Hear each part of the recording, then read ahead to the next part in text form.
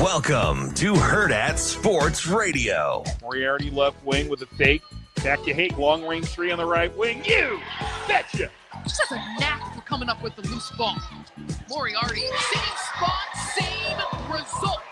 First down, make it 9, touchdown Notre Dame!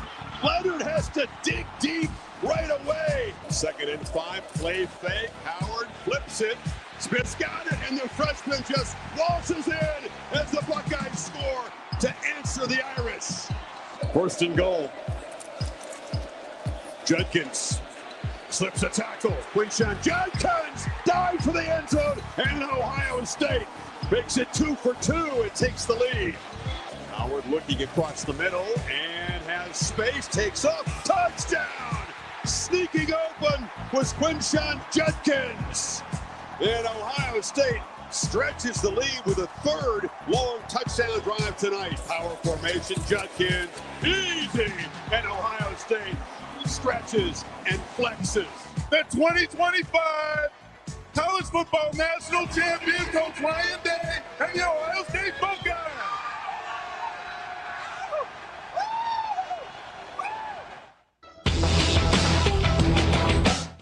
Good morning. Welcome in Hurrdat Sports Radio, presented by Centris Federal Credit Union. That's DB. I'm Ravi Lulla here at Hurrdat Sports Bar and Grill. What's going on, DB? What is up? Certainly not the temperature. No, it's a little chilly in here. I don't know what's happening. It's it's pretty chilly outside.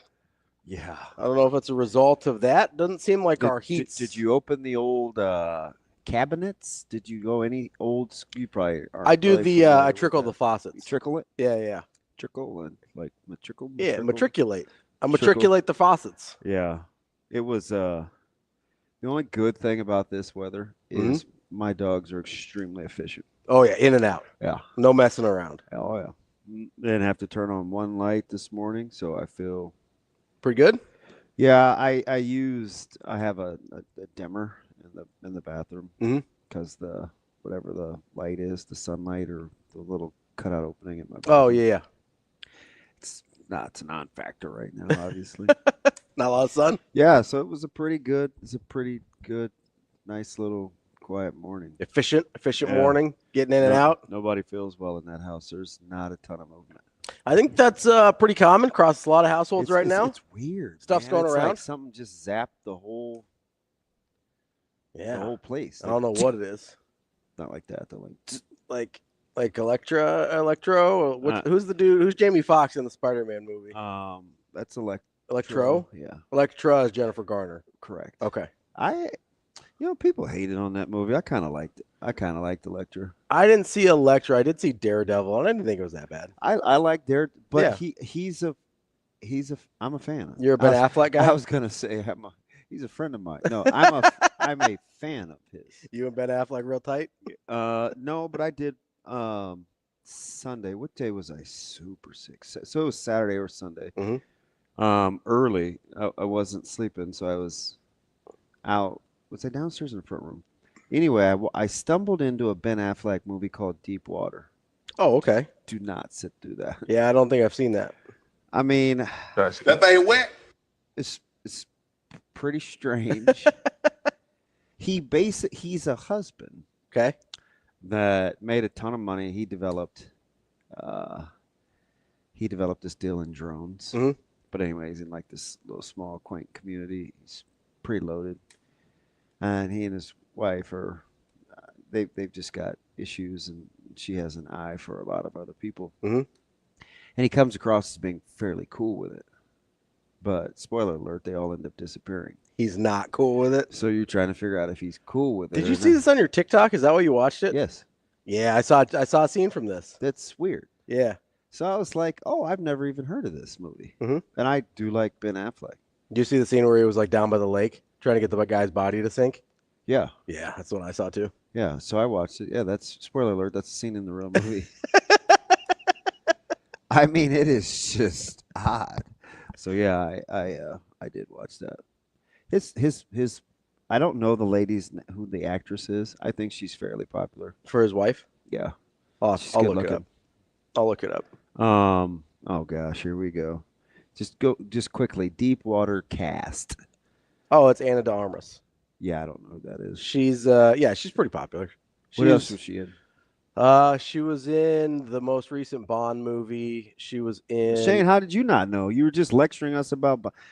Did he not blow you away with his? Well, she was in Blade Runner. His whole Bond thing. Yeah, a couple days ago. That was incredible. Kind of went Rain Man on us there with the whole Bond stuff. Like, hey man, I was trying to get to my car. He's like, hey, this is one timeline. Then you got this other timeline. It sounded like he was describing like a Marvel thing that I didn't understand. The new Blade Runner, Shane. That is correct. Yeah. She's also in Knives Out. You ever see that one? Yep, she's in that. I have not seen. That's a great movie. I got to get out more. You could do it. You can watch it it's inside. You can watch it on your little streaming device. Your favorite Bond's in it. Yeah, Daniel Craig's in that one too. Oh, I'm a big DC guy. He's got this like thick Southern accent in it. It's wild. Wow, Daniel Craig with a Southern accent. It's pretty good. No typecasting that guy, huh? No Bond in him. Yeah, so you thought you thought in that movie she was going to get the hose. I mean, not to spoil it or anything, but excuse me, get the what? Get the hose. I don't know what that means, Shane. She was going to get hosed in that movie. In what sense? You mean like? Well, like the shaft, like the shaft, yeah. The short end of the stick. The short end of the stick, yeah. Like something bad was going to happen to her. Yeah. Okay. Yeah. And what movie is this? Knives Out. Oh yeah, you thought yes. Okay. Yes. I haven't seen it, so it's. I think there's a lot going on. I mean, she's very rootable for in that movie. So let's just put rootable. It there. Yep. I think we're just. I think we're making up a lot of like words. Rudy Rudiger. Rootable. Again, one of the more overrated, terrible sports movies of all time. But you don't like it because Joe Montana doesn't like it. No, he wasn't a good dude. That's what everybody says. That's like what all the real people say. Yeah, he's kind of just. It's a jerkwad. Pretty much a consensus. Yeah, but yeah, I mean, I did find myself. Maybe that's why I didn't like Notre Dame. No, I don't think I like Notre Dame. I never liked the uniforms. I never liked anything about Notre Dame. I like the helmets. Do you? Just the clean gold. The cold clean gold. You want to play like a champion? I mean, sure, why not? Oh, champion. Sure, why not? Like how they kind of recreated the tunnel. Mm-hmm. It's like that. Yeah. The dome. I like the. I don't know. I've always sort of not like rooted for them, but I like the look. It's a very clean look. I get the city and the affiliation, but how does Travis Scott have a resurgence after Astroworld? I don't know, man. Was that weird? Yeah, he was at something else not that long ago, and I was like, oh, I guess we're just cool with that now. Oh, well, good on second chances. So the DJ can't spin. I think he won that deal, didn't he? Won what deal? The suit. Oh, I don't know. Maybe that's it. I still don't feel great about. I'm not ready to jump back on the Travis Scott bandwagon. No, not that I was ever on it in the first place, but I probably wouldn't choose. Ravi here for Travis Scott. I probably wouldn't choose now to be like, you know what, I'm okay with this. Yeah. So you're watching that deal last night? Yep. What's the matter? I'm a little disappointed. Oh, yeah. Bummed is too strong. I'm a little disappointed in how Notre Dame played. Okay. Like I thought they could do better. Me too. Like I thought they had better. And so I convinced myself all morning that was a ridiculous take. What? From like 3:45 on, I'm like, man, this damn DB. Like, that's a terrible take. That Notre Dame could have played better. Because and then I convinced myself, this is right before I lifted the garage. Mm-hmm. I didn't lift it though. Yeah, hit the button. I thought all right, a couple things could be true at once. Because Ohio State finally, in a 4-week stretch, played like Ohio State. Really played like Ohio State. Mm-hmm. And you have to give. I get it, man. I mean, and good on him, man. He wallowed in it and said a bunch of slick things, but I mean, you got to give Ryan Day his due. Yeah, like it would have been. He rallied those guys. It would have been really easy to cave for that thing to collapse after Michigan. Yep, really easy. And they had to be a more tight knit group than I gave them credit for. Sure, yeah. Because you don't recover from absolutely not Michigan to go on that kind of and run. Maybe they weren't before that. Yeah, it could be. Like that could be true. Could have been the catalyst. But I was very disappointed, even upset at sometimes, as a guy that obviously watches Notre Dame a fair amount, and especially secondary play, did not know why they played like that. I don't. That's the thing I think that's going to haunt them. I don't know. I don't know what they were doing. It's not what they do. And, not all man is created equal. I think they were timid. And they allowed a good guy. We saw this in the bowl game with Dana Holgerson. When you don't change coverages on the back end, the passing game. What do I always say, Robbie? It's pretty easy. The passing game is not what gets you beat. It's the run fits. It's the run fits. Yeah. I said this for years. The run fits killed him last night. Like once upon a time, and we weren't really beating them yet. It took a while. So this is probably like after 2013. But the only way we could ever run the ball on Millard North is like we kind of had to scheme it knowing that they played man-to-man. It wasn't like, ooh, let's try to throw the ball over their head or this, that, and the other. But just when teams play a certain way all the time, if they're good enough, it's cool. But you saw it just be the end of Notre Dame trying to stop the run. It was. I get it. The Jeremiah Smith passing play, like no idea what was going on there. Oh Lord. On the first touchdown? No. Oh, on the dagger. Yes. Yeah. It's inexplicable. No, no excuse. I mean, there's literally no excuse. But you saw where it was compromised in the run game. When you have your back end moving with motion, multiple guys on the snap of the ball in between the hashes, you're Judkins is going to get a 65-yard. You're done. Right? I mean, so it was just like it was those little things that. And I think we forget that Chip Kelly kind of made his bones doing this stuff. Yeah, like that's what he was good at as an offensive coordinator, was getting people into difficult decisions in the run game. He had a night. He did. He got conservative, and that's I'm not even really bothered by that. No. Right? Because at that point, one of the only things that can get you is turnovers. Yeah. Right? Like once you're up 31-7, halfway through the third, about the only way you can lose. I'm with you. About the only way you can lose is turnovers. Yeah. And we saw that, right? Like if Notre Dame had done better with the fumble a few minutes earlier, and that's maybe part of the reason you go, and I know it was on a big play that worked and the guy just got stripped, but I think that's part of the reason you go, yeah, we got lucky there. We got lucky Notre Dame didn't get that touchdown earlier, and so let's not give them anything else. Yeah. Right? That's probably what I didn't have, and I get it, man. You could, the anxiety, you could feel it, and you're like, oh, God, just, continue to be aggressive. But shoot, their running game was pretty good. I thought, obviously, Will Howard was exceptional. Yeah. And the little crafty things, and I have all these flashbacks, whether it's North Platte or Millard North or, Jake Plummer did it to us. Sometimes when you have to defend 4 downs and your quarterback is really crafty like that. Like mentally it's a little taxing on you? It is. Yeah. It is. Yeah. It really is, man. And it's, if you don't have success on first down, you immediately shift to, God, these guys are going to have 3 downs to make 6 yards.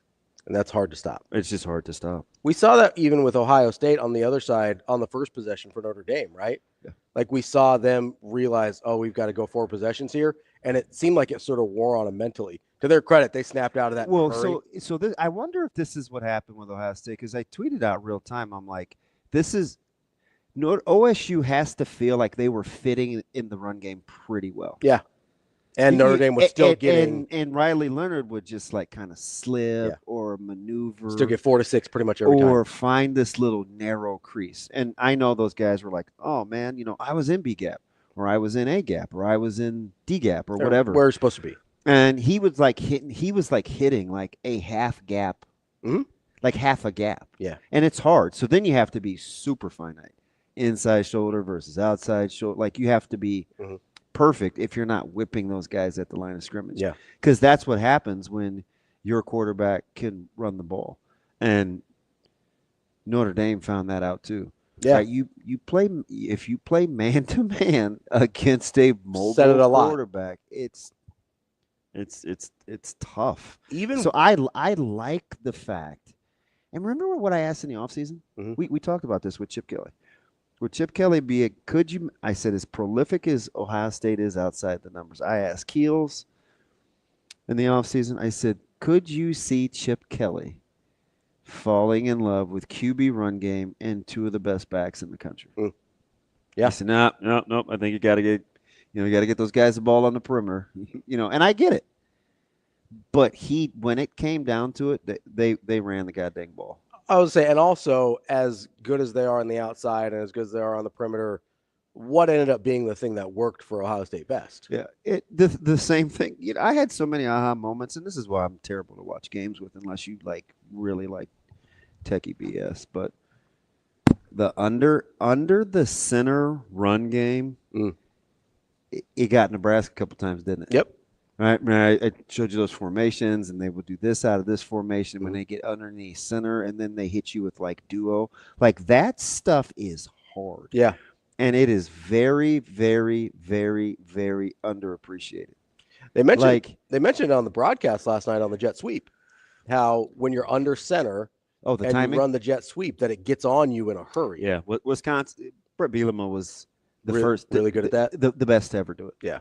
Bielema and how he could time. I mean, I think Abadaris might have had 226,000 yards on jet sweeps. Yeah. Even guys that were random, that's how Agumbawale even got started at Wisconsin. Yeah. It wasn't even in the backfield as a running. The guy would just get jet sweeps.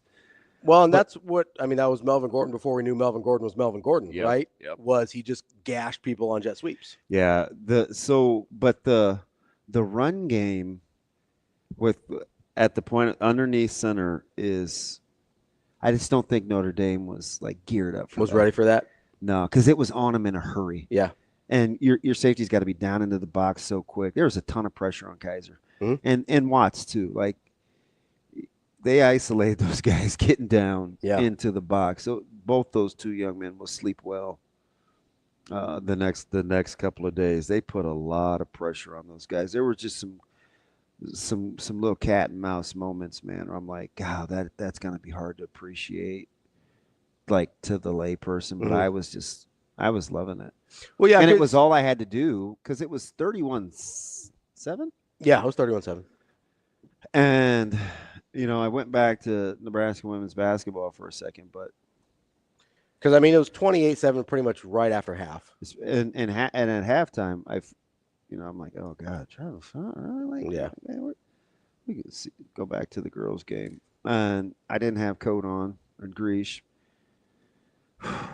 Just had to go low no volume for the girls' game, and then I came back, and it was still halftime was still going. Yeah, it was really long. Nebraska basketball was pushed it to 20. Yeah, it was a really long. So then I just went back and watched plays. Yeah, for about 6 minutes, which I'm like, ooh, that touchdown run that Judkins had, the little the little stiff arm. Yeah, was that the second touchdown? Yeah, 14-7 to make it 14-7. Notre Dame will want that one back too. Yeah, there's a bunch of those where it's you had a chance. You played the puller. You want to spill it. Why did you come in? You fit inside of that. Yeah. You should be off his hip. That way you take away Judkins' ability to turn the corner. And I don't know if Kaiser was kind of in a bind. And he was having to make a choice. Yeah. Yeah. But he should have leveraged the ball, not the block. And help out the puller. So then you don't get your boy stiff arm because he's having to take on the block. Yeah. You got to fit outside of him. And spill Judkins back towards the inside help. Yeah, you want to turn him back inside. Because spill is out. Outside. Spills out. Yeah, you want to push him back in. You want to turn that thing back inside. You're basically like icing a ball screen. Yep. Yeah. Yep. Exactly. And Judkins, his stiff arm, I don't know if he boxes. He's got punch. Got pop to it. He uses that bad boy like a jab. Snap. They call it snap on the jab. He uses it like a jab. Yeah.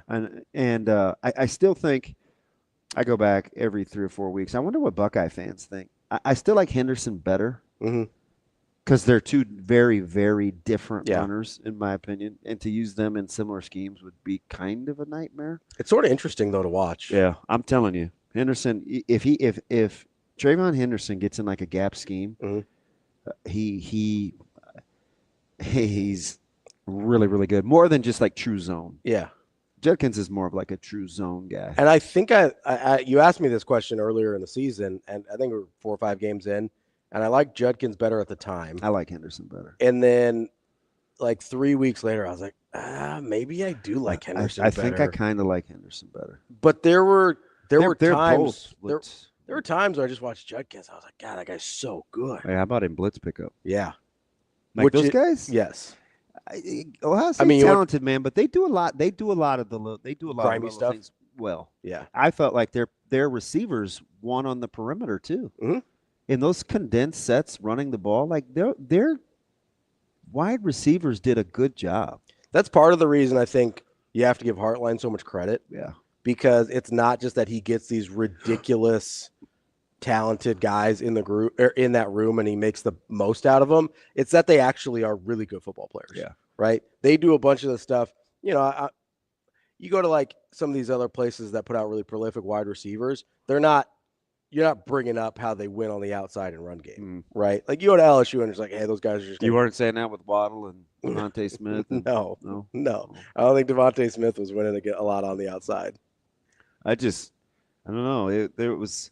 But I'm glad I'm not super crazy. I did feel like on the back end, I wanted Notre Dame to play. Especially defensively. Like better. They are who I thought they were offensively. Mm-hmm. Oh, yeah. But defensively, I go, I've seen better from them than this. Hey, and how about as obvious as that fake punt was? Mm-hmm. How about Faison just catches that? Yeah. Right? That ball's there. Yeah, just catch it. And it's just there are these like 4 or 5 things that happen during the course of a game, and it's like, well, their guy made the play, and like Nico Collins inexplicably dropping a ball or 2, or Michi not hanging on to a ball. Like you can say all you want about the Chiefs' conspiracy theories, their guys don't. Those guys, their guys weren't dropping those balls. They were making tight contested catches. And that's the point I was making yesterday, right? Is the reason it seems, I don't even know, because this is all anecdotal, right? Nobody's actually done the numbers on this, or not that I'm aware of. I'm sure somebody on the internet has. But the reason those calls seem so dramatic is because the Chiefs always take advantage. Yeah, a lot of other teams. You know who took the deep dive? He took the bait too, so I didn't feel so bad. I just saw it this morning. Who? Russillo. He went down the rabbit hole. Yeah. He just was sick of hearing about the whole Chiefs and went down and wasted a bunch of time doing penalties in the fourth quarter. And total yardage. That dude will go down a rabbit hole. Oh yeah, and he did. Like he'll dive all the way. He did, and I'm like, gosh, I'm glad I'm not. I'm certainly not alone. No, you're not the only one. But I was like, I was surprised you were late to the party and didn't know about it. Super late. That's what surprised me. Super late. Like I just thought somewhere on TikTok you would have seen it. Yeah, it's super late. And I was just thinking about that game last night where, for all the flash and dash and style and big playability that Ohio State has, I think going 4 for 4 on their first 4 drives touching the football. Because what did you text me earlier? What are they going to get? 6 drives? 6 possessions. Yeah. This is about all they needed. Yeah, I didn't expect them to go. And that was like with 5 minutes to go in the first quarter. And I was like, well, 6 seems low. But I didn't know Ohio State was going to play like that either. I didn't know Ohio State was going to play like that, and I thought Notre Dame might sustain drives again at some point in the game, and they really didn't. That's DB. I'm Ravi. Lulla. We'll be back. More Hurrdat Sports Radio coming up next. We will be back.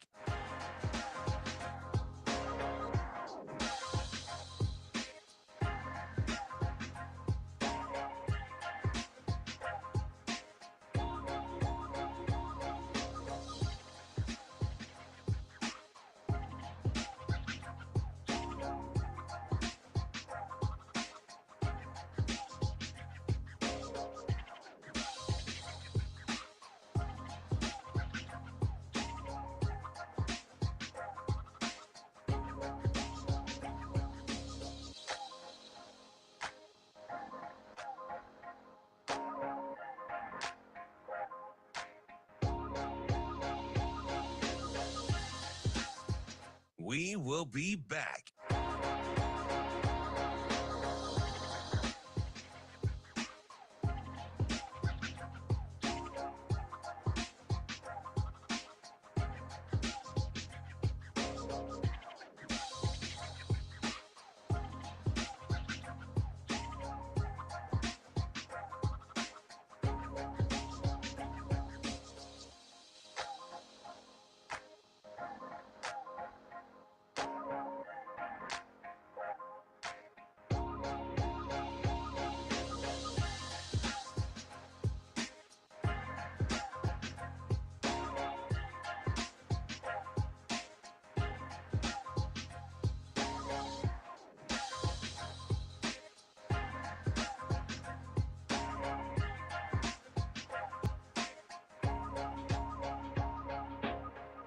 We will be back.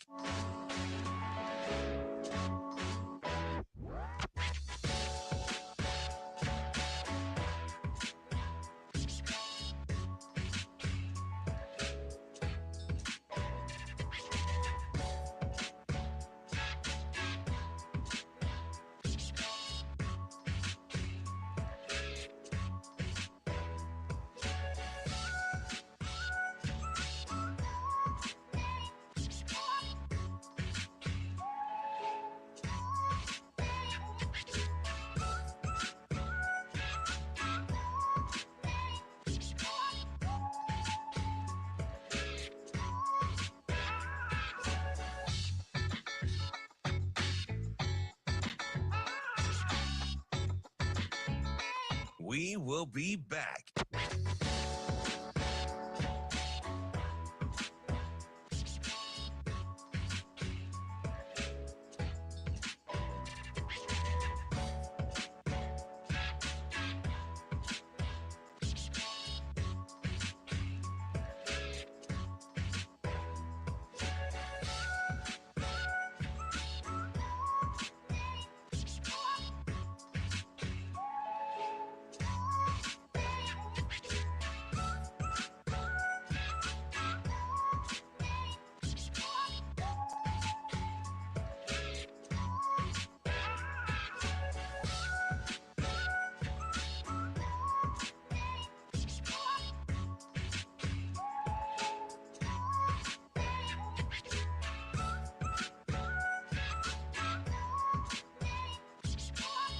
We will be back.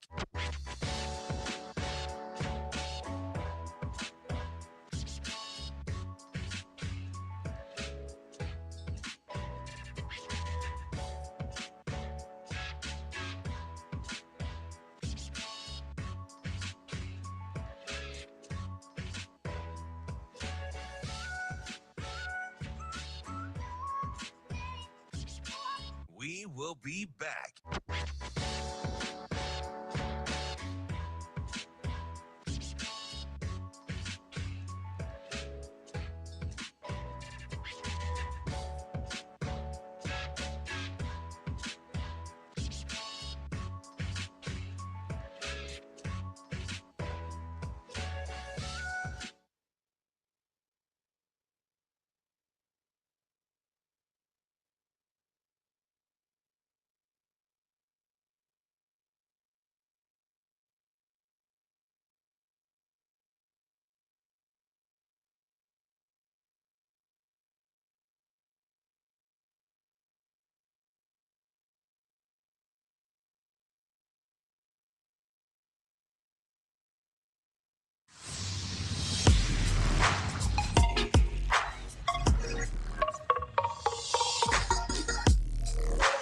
You're listening to Hurrdat Sports Radio.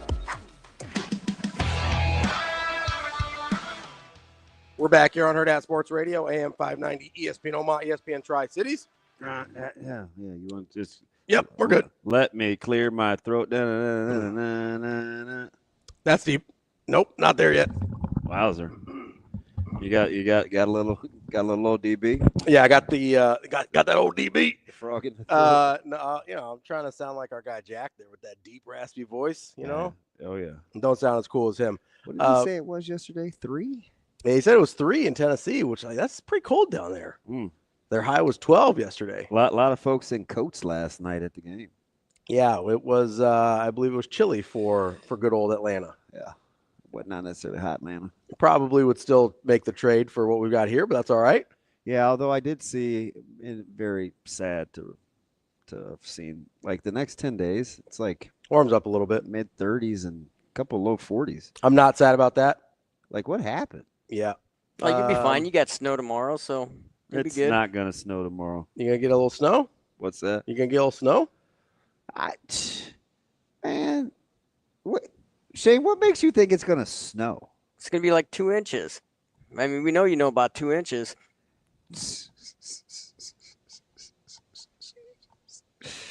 What happened? Coming up on the show today, we've got Bill Bender from the Sporting News, talk college football at 8. I'm certainly letting that ride. At 9 o'clock, we've got Mike Schaefer, Well, it Husker is. It's going to snow 24/7. tomorrow.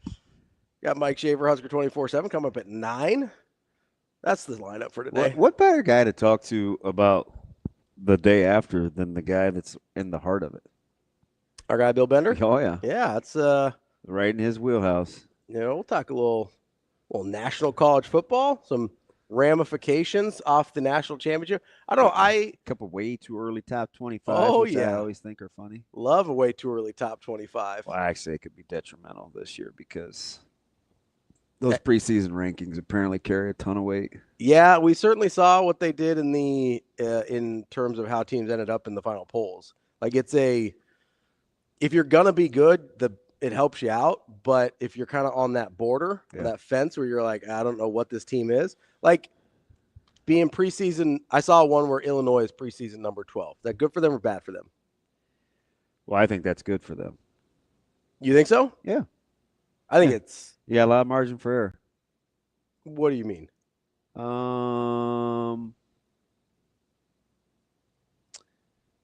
You can get back into good graces with stumbles quicker than you can coming from off the radar. See, I worry about the expectations. Oh, that's a fan thing. No, but that's what I mean. That's why it can be a problem, right? Yeah, it's better for the team. Like you want to be on the radar. Sure, if you think you're going to be good. You want to be on the radar. Well, I mean, it's not like teams are like, man, I don't know. I get that. Everybody thinks they're going to be good on. Yeah, so you just mean January. like as a fan. Not just as a fan, but because it's better for the team. But as a program, it's better for the team. Like the individuals in the locker room. It's better for the team. That's fine. But as a program in general, sometimes the wrong expectations can be detrimental. Yeah, so like sure, but again, you have more room for error. Like let's say Illinois is not that team. They're preseason top 12. They go 0-2. More apt to get a chance to come back with any sort of a run. Sure. Based on the fact that they were well thought of before versus if you're unranked at all and you start off 0-2 and then you go on the run.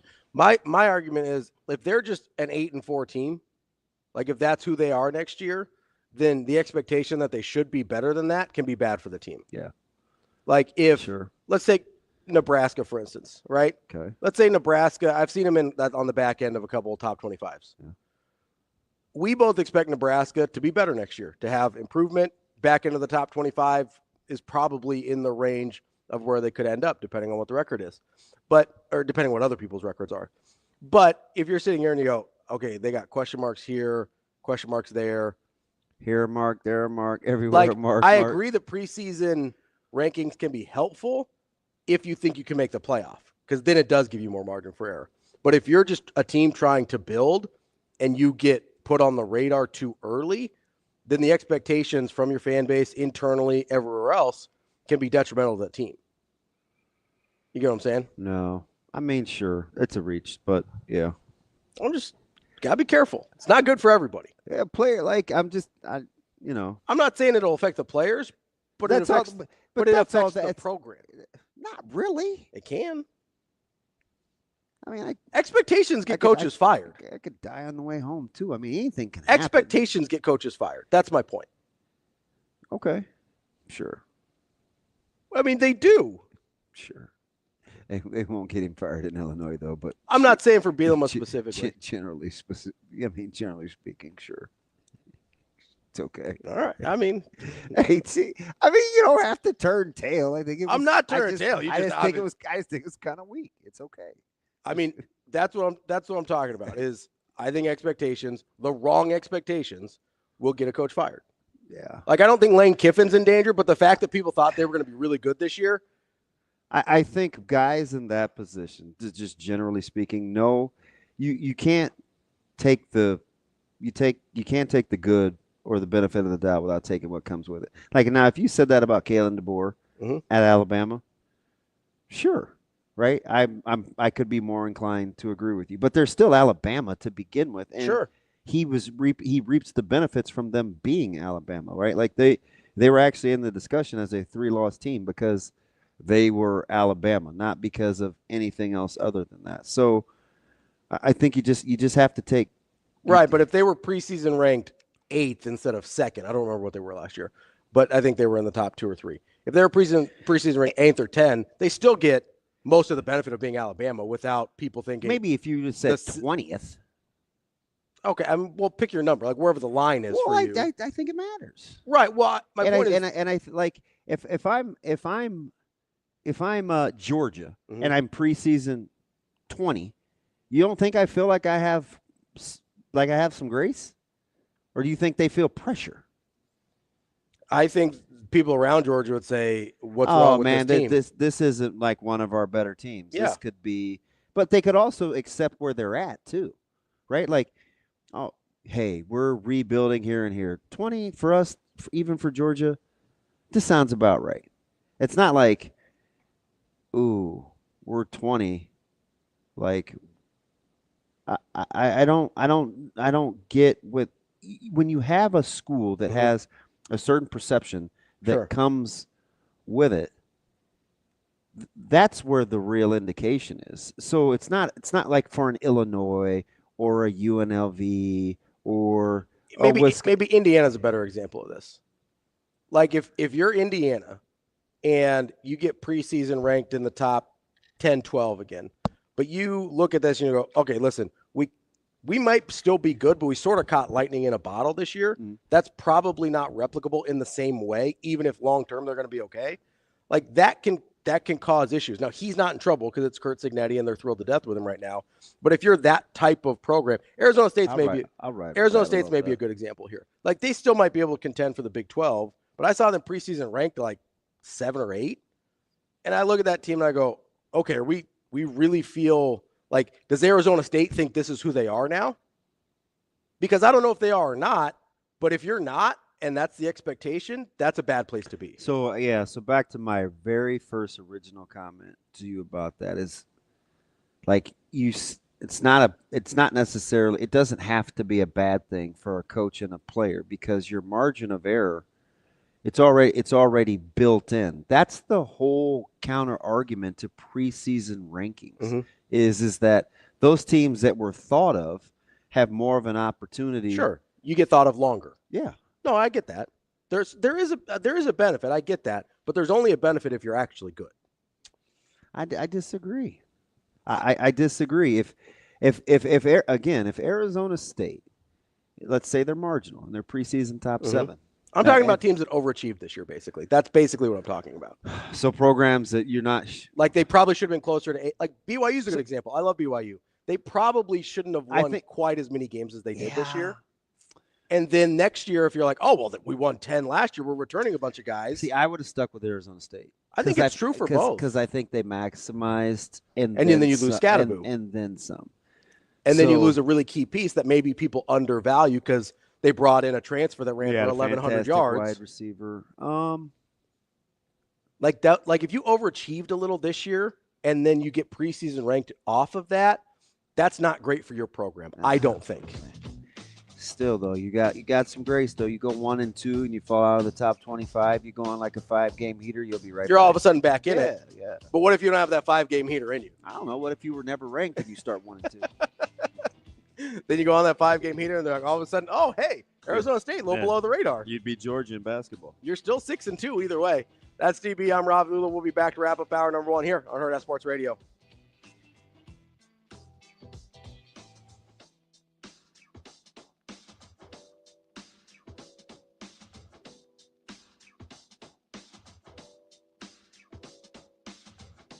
We will be back.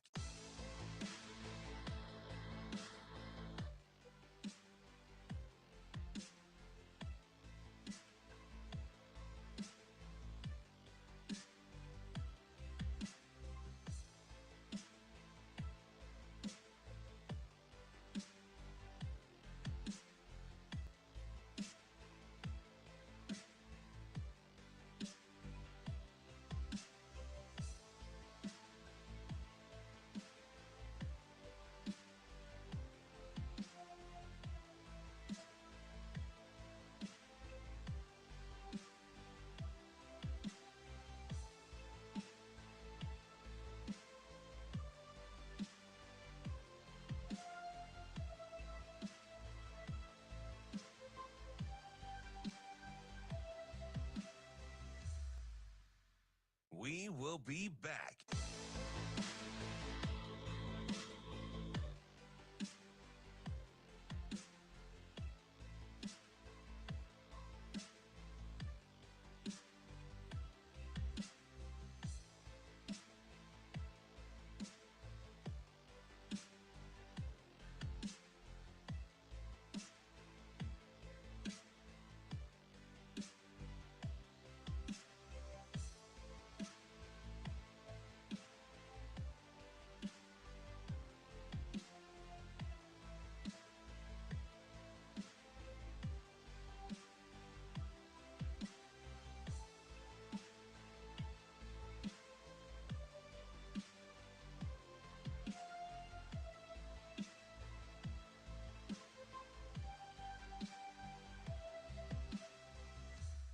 We will be back.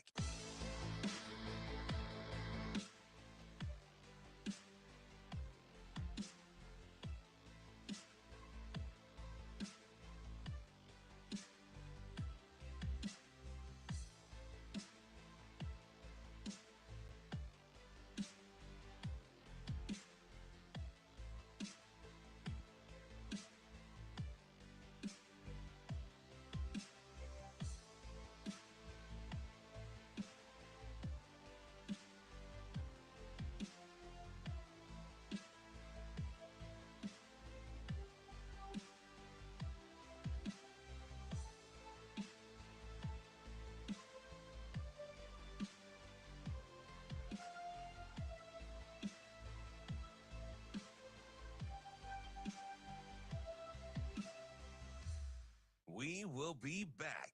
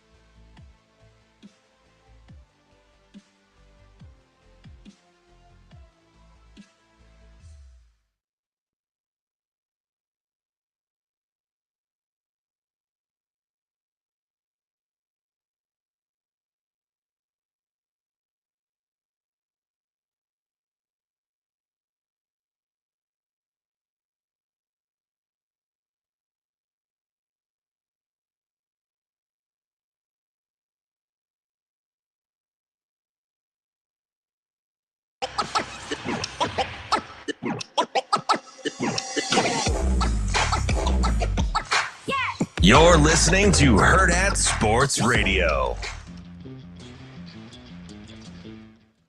Wrapping up hour number one here on Hurrdat Sports Radio.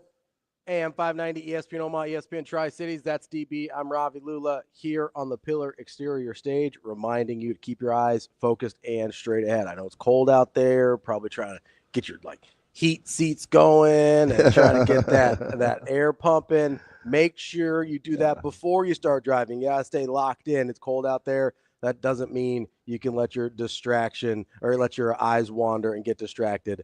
This message from the NDOT Highway Safety Office. All right, so we're talking about this whole thing with expectations and preseason rankings, right? Yeah. Because the too early preseason rankings drop like the minute that clock gets triple zeros, right? Yeah. Stuart Mandel hits press send on that thing. I was just looking at a couple in the middle of the night. Yeah, and they're fun to look at. I like looking at them. I like all this stuff. I do. Like, do you think Dan Mullen's thinking, oh no, they got us, man, they got us preseason top 25? No, he's probably like, man, good for UNLV. They hired me. I'm the right guy. So here, you know what I mean? There's two different versions of this, right? And we were sort of separating into blue bloods and not blue bloods. I would like to separate into overachieved last year and were actually good, because I think that's where the difference lies for me. All right, now full disclosure, Mm-hmm. I'll let you have the runway. Mm-hmm. I'm not. It's gonna take some convincing for me. Sure. For you to get swallow overachiever. I hate the term. I get it. So I'm going to use it generally, right? So And listen, you take the wins that the floor is yours if you're starting with the premise of such a thing as an overachiever. I am starting with the premise, and I'm going to use that term lightly. I get the wins count, and you take them however you can get them, and Nebraska certainly would, right? So when I say overachiever, I don't even say that disparagingly. I mean in the sense that compared to how games usually play out, like if you're playing the law of averages, that normally your record would be a little worse than it was this year. Okay. Right? So you're talking like puck luck or? Yeah, just like things, you catch some breaks, you get some games. That's why I use BYU as an example. There was a few games this year where BYU was on the fortunate end of things. You just imagine there'll be a regression to the mean on that. Okay. That's all I mean by overachiever. And so you take a team like Arizona State or Illinois or Indiana or BYU, and I sit there and I go, okay, is their roster to the place yet where they can replicate that number of wins without catching some of that luck or some of those quality breaks, right? Now, some of those teams create quality breaks. That's the thing we talked about with Iowa for years is like, oh man, they can't keep doing this. They can't keep doing this. No, that's just kind of what they do, right? Most teams aren't that way. There's usually some things that regress to the mean with turnovers or like fumble recoveries or whatever, like some field position, like lost yardage or unseen yardage luck on special teams. There's a lot of those things that sort of tend to regress to the mean. Nebraska's been the opposite. Nebraska's been way worse than the averages for years. And we're like, oh, it can't keep getting that bad. And obviously there's been something. That's just at some point, it's just whoever that said team is. But for most teams, that regresses back to some sort of an average. And so I'm sitting here and I go, okay, is Arizona State's roster in a place where if they regress back to the average and they lose some key pieces like a Cam Scattaboo, that their roster is good enough to replicate that without some breaks, right? Or if the breaks are more evenly split than they were last year. Same thing with BYU. People didn't think BYU was going to be good this year, and they caught some breaks. And is their roster in a place where they can replicate that season without catching those breaks again? That's where those are the teams that I think it's detrimental for them to be overranked in these preseason polls based on what they did last year. I don't know if Illinois is in a place roster-wise where they can replicate a 9 or 10 win season. I really don't. They caught some breaks. Just look at the Nebraska game, for instance. There were some quality breaks they caught there. They had a 50-50 touchdown overturned and went back their way. They had a quarterback who's a true freshman and misses a wide open guy in the end zone for a touchdown. Like they had some missed field goal luck as well. Like just in that one game, you can point to a bunch of things that theoretically would go back to an average. And then you go out through the course of Illinois season, and that type of thing happened a lot. The wins still count. They obviously had resolve and enough talent to take advantage of it, but you can't count on those things. And if you can't count on those things, where's your roster at? Can you still get to 9 or 10 wins with that roster? And if that's not where you're at as a roster, then being preseason ranked too high, I think is detrimental. Yeah, I don't love any of, like, I certainly don't like Indiana as an example because they won by.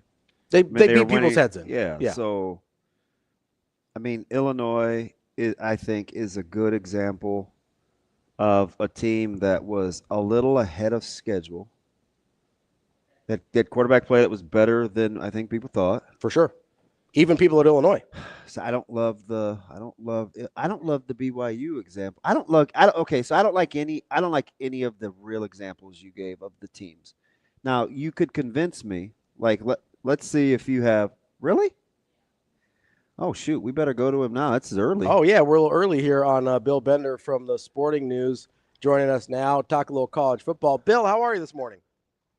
Oh, I'm in the Atlanta airport's as busy as it's maybe ever been, but I hopefully we'll make our flight. This checkpoint's pretty long, but you guys will keep me company here for a few minutes. Yeah, so we've got about 3 minutes here on the back end, and then the big segment. Is that gonna work? Well, I'll stay on with you guys, but if I get to through this line, I'm going to have to leave. Yeah. Totally understand. Yeah. See, if they were ahead of schedule, Bill, and this was like 2027 with a new format, this game would have been played in your backyard, right? It wouldn't have been at some random site. You could have played this at one of the home sites, and it'd have been close to you.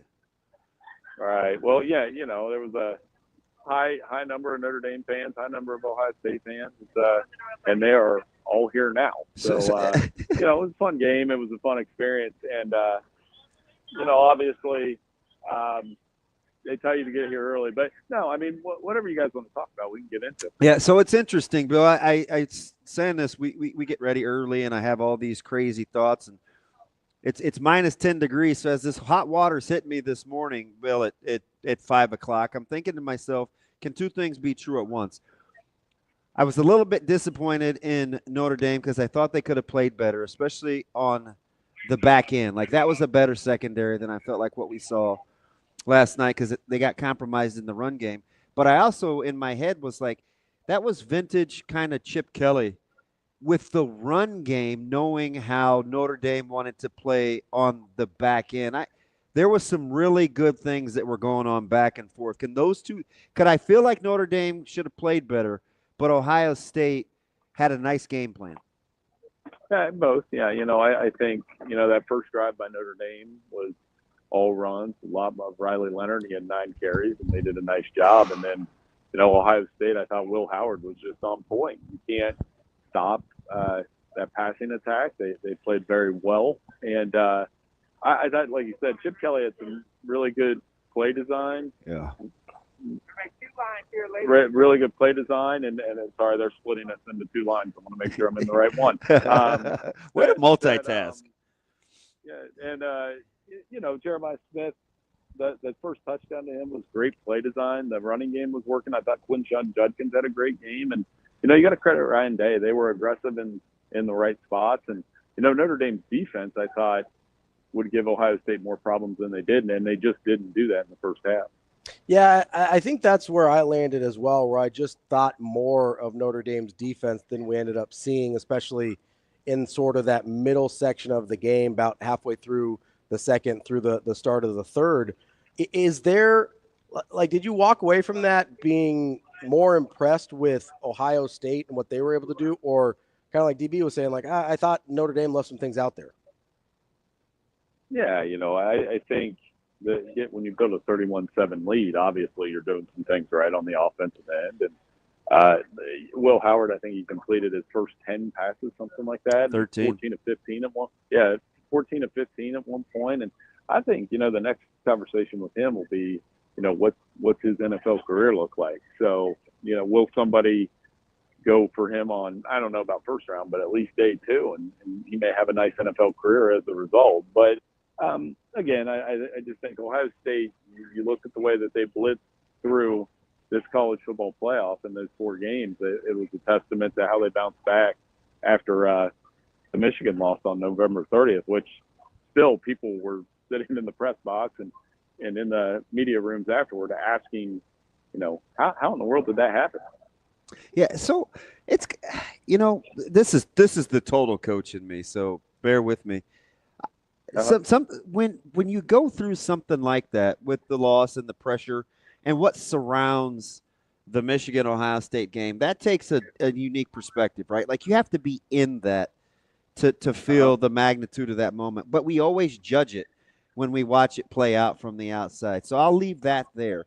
But the fact that he got those guys to rally for that 4-game stretch, given what was going on around him and the magnitude of what was going on around him, I mean, quietly, that's got to be one of the most impressive rally jobs that I can actually remember. And I'm not sure that's there. It's not a lot of hyperbole in that, Bill.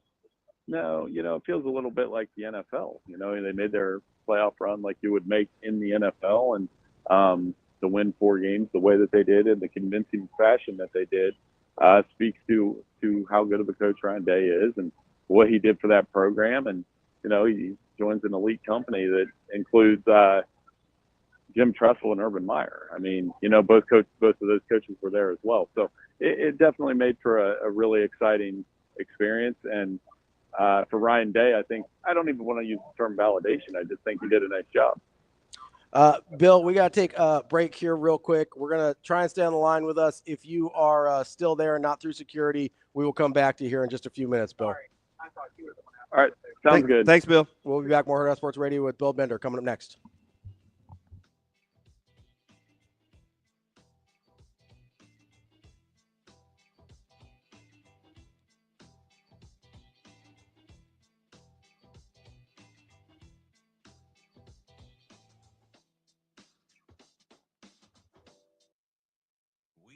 be back.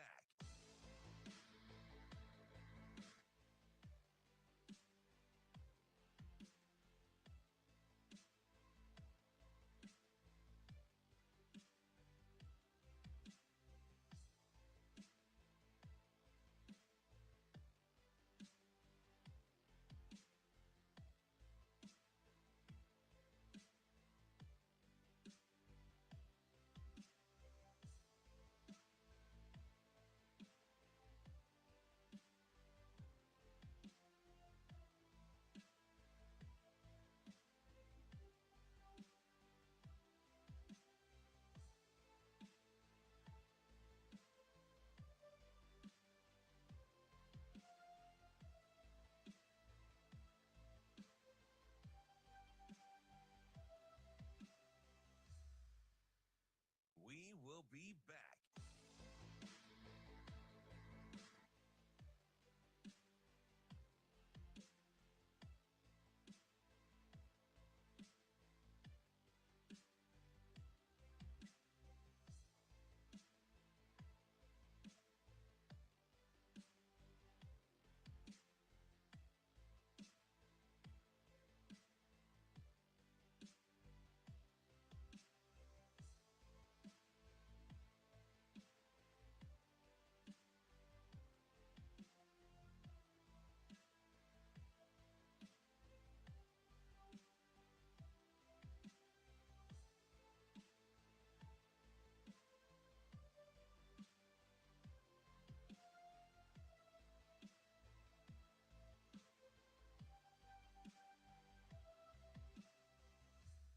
We will be back.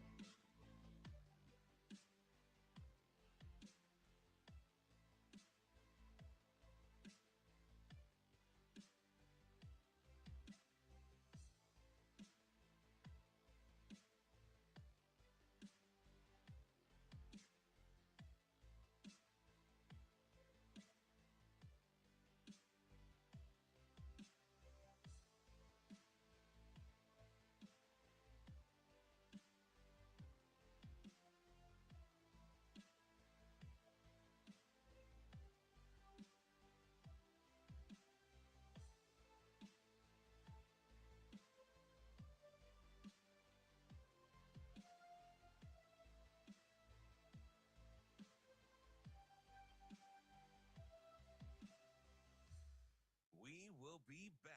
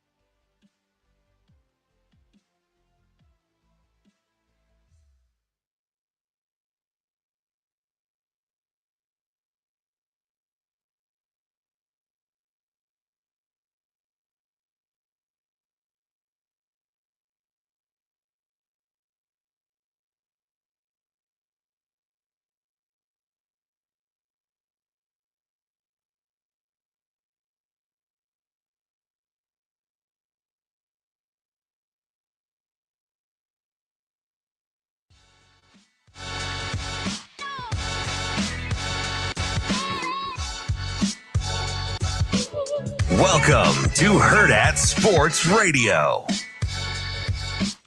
Kicking off hour number 2, Hurrdat Sports Radio, presented by Centris Federal Credit Union. That's DBM Ravi, Lulla. We're here once again with Bill Bender of the Sporting News. Bill, appreciate you coming back with us here. We'll jump right in. I know you've only got a few minutes. As you kind of look at these two teams, Ohio State and Notre Dame, and you can expand this to the larger playoff next year as well, or the larger playoff field for next year as well. Which of these teams do you look at and say, hey, you know, obviously Ohio State's still going to be really good. They're replacing some guys. Who do you like that's best set up for next year?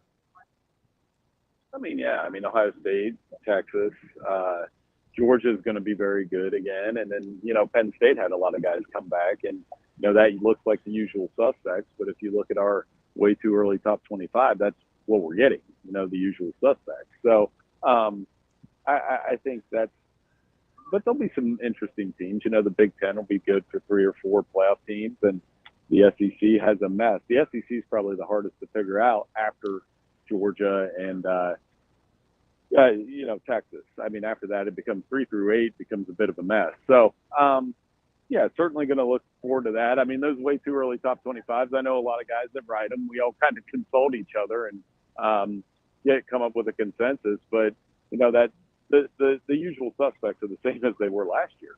But let me ask you a question, because on the heels of that, 2 teams that are kind of making a reemergence in terms of being highly thought of will be LSU and Clemson. And it's interesting because both coaches of those respective programs have been around for a while, gone through a few ups and downs. One stayed a little more consistent. That's Coach Sweeney. He gets Coach Allen to come and coach his defense. Clemson appears to be a team that you can trust because of Sweeney's track record. I get it. Kelly's a multi-time coach of the year. LSU seems to be a little more of a variable. Do you trust Kelly to kind of resettle and be who he needs to be for LSU? Yeah, and they use the portal, and it is a big year for them. And one of the things that we look at when we rank these teams is who's coming back at quarterback. And LSU, that question's answered with Garrett Nussmeier. So, as long as he doesn't throw interceptions, they got a tough schedule. And that's the other thing when you weigh these SEC teams, that got to look at the schedule and say this team has the fewest potholes. But LSU, I think they're going to be in the top 10 in a lot of these polls. And who was the other school? Clemson. Clemson's going to be in the top 10, and I think they kind of reasserted their power, at least individually, in the ACC, taking care of business in that conference championship game. And with Cade Klubnik back, new coordinator in Tom Allen, strong defense, they'll certainly be in the mix. Bill, is there any teams, because we were having this discussion before you came on here about how I thought some of these preseason rankings should be detrimental to teams that maybe weren't quite there yet. I look at like a Florida, for example, who was halfway through the season last year, was kind of left for dead, gets a little hot at the end of the year. And I think you guys have them at 11 in your way too early poll. Can that be detrimental for a team like Florida? It's like maybe they're not quite ready to make that jump yet. Well, I mean, we do that every year. We kind of try to pinpoint the teams. Florida had a ton of momentum at the end of the year. DJ Lagway had a great season or a great finish to the season anyway. I mean, I don't remember. We didn't think they were going to win a game in November. And they end up winning, turning it around a little bit. And that's why they get a little bit of that hype. Illinois would be another team that would classify as that, winning 10. And we also look at teams that have a lot of production returning. So I think the Illini, I talked to some people that liked them as high as 9, and then the others that would say, well, they probably won't be ranked. So, those are the kind of teams that we spend a lot of the summer talking about. Bill, in your opinion, just kind of keep you national here because of just your scope. How good can Lenore Sellers be, in your opinion? Yeah, I mean that's another question. They had they won that bowl game, they would have probably been ranked 6th, which is how it's weird that we value it like that. Yeah. When we say the bowl games don't matter, but Lenore Sellers is probably the star quarterback the SEC didn't have this year, or has the potential to be, because of his ability to run the football, because of the dual threat. And, again, South Carolina, another one of those SEC teams. I feel like you've asked me about, like Florida and LSU, and then you could talk about Tennessee in that sense, and even Alabama in that kind of group where they're really tough to sort out from 2 to 9. And, they're going to have 8 or 9 teams ranked. But South Carolina, we have them right in the teams, but I could see a lot of I think they'll end up being ranked higher when we get to August. Bill, as we kind of look at, I'm glad you brought up some of those teams. We look at a Tennessee and some of these other teams, and especially in the SEC, and I go, okay, the way some of these seasons ended, the way some of these bowl games went, how much do you value some of those results when it maybe looked like the SEC wasn't quite as good in some of those areas as maybe we thought they were during the season? Well, no, and I thought their conference schedule was tough. That was the difference for me, is they, I do think their home and road environments are tough. top to bottom because there's probably a little more parity. It's different, though, because we're so used to the SEC having Alabama or, Georgia and them being untouchable, and they didn't have that this year. So I think that it worked both ways. It made the conference more fun to watch on a week-to-week basis, but you picked off some of your potential playoff teams as a result. I mean, to me, the death knell for Alabama was going to Oklahoma and playing as poorly as they did. And after that happened, it was tough to justify them being in the playoff. I mean, South Carolina and Ole Miss, they also had duds. So, but yeah, to your point, I just, they didn't have a player finish in the top 10 in the Heisman. So where are the star players? And of course, the Big Ten, when Ohio State, and Penn State, Michigan, and Notre Dame, well, Notre Dame's not in the Big Ten, but they're part of the Midwest, are all clicking at the same time. I mean, you can't help but wonder how much of that is NIL. No, Bill, it's interesting. You kind of look at how I think next year could turn out, and whether it's Arizona State or Kansas State. I like Iowa State. I think Lashley's going to do a good job at SMU. How did it seems like quietly the Big 12 landed on its feet? You remember our conversations, like just as early as 2 years ago.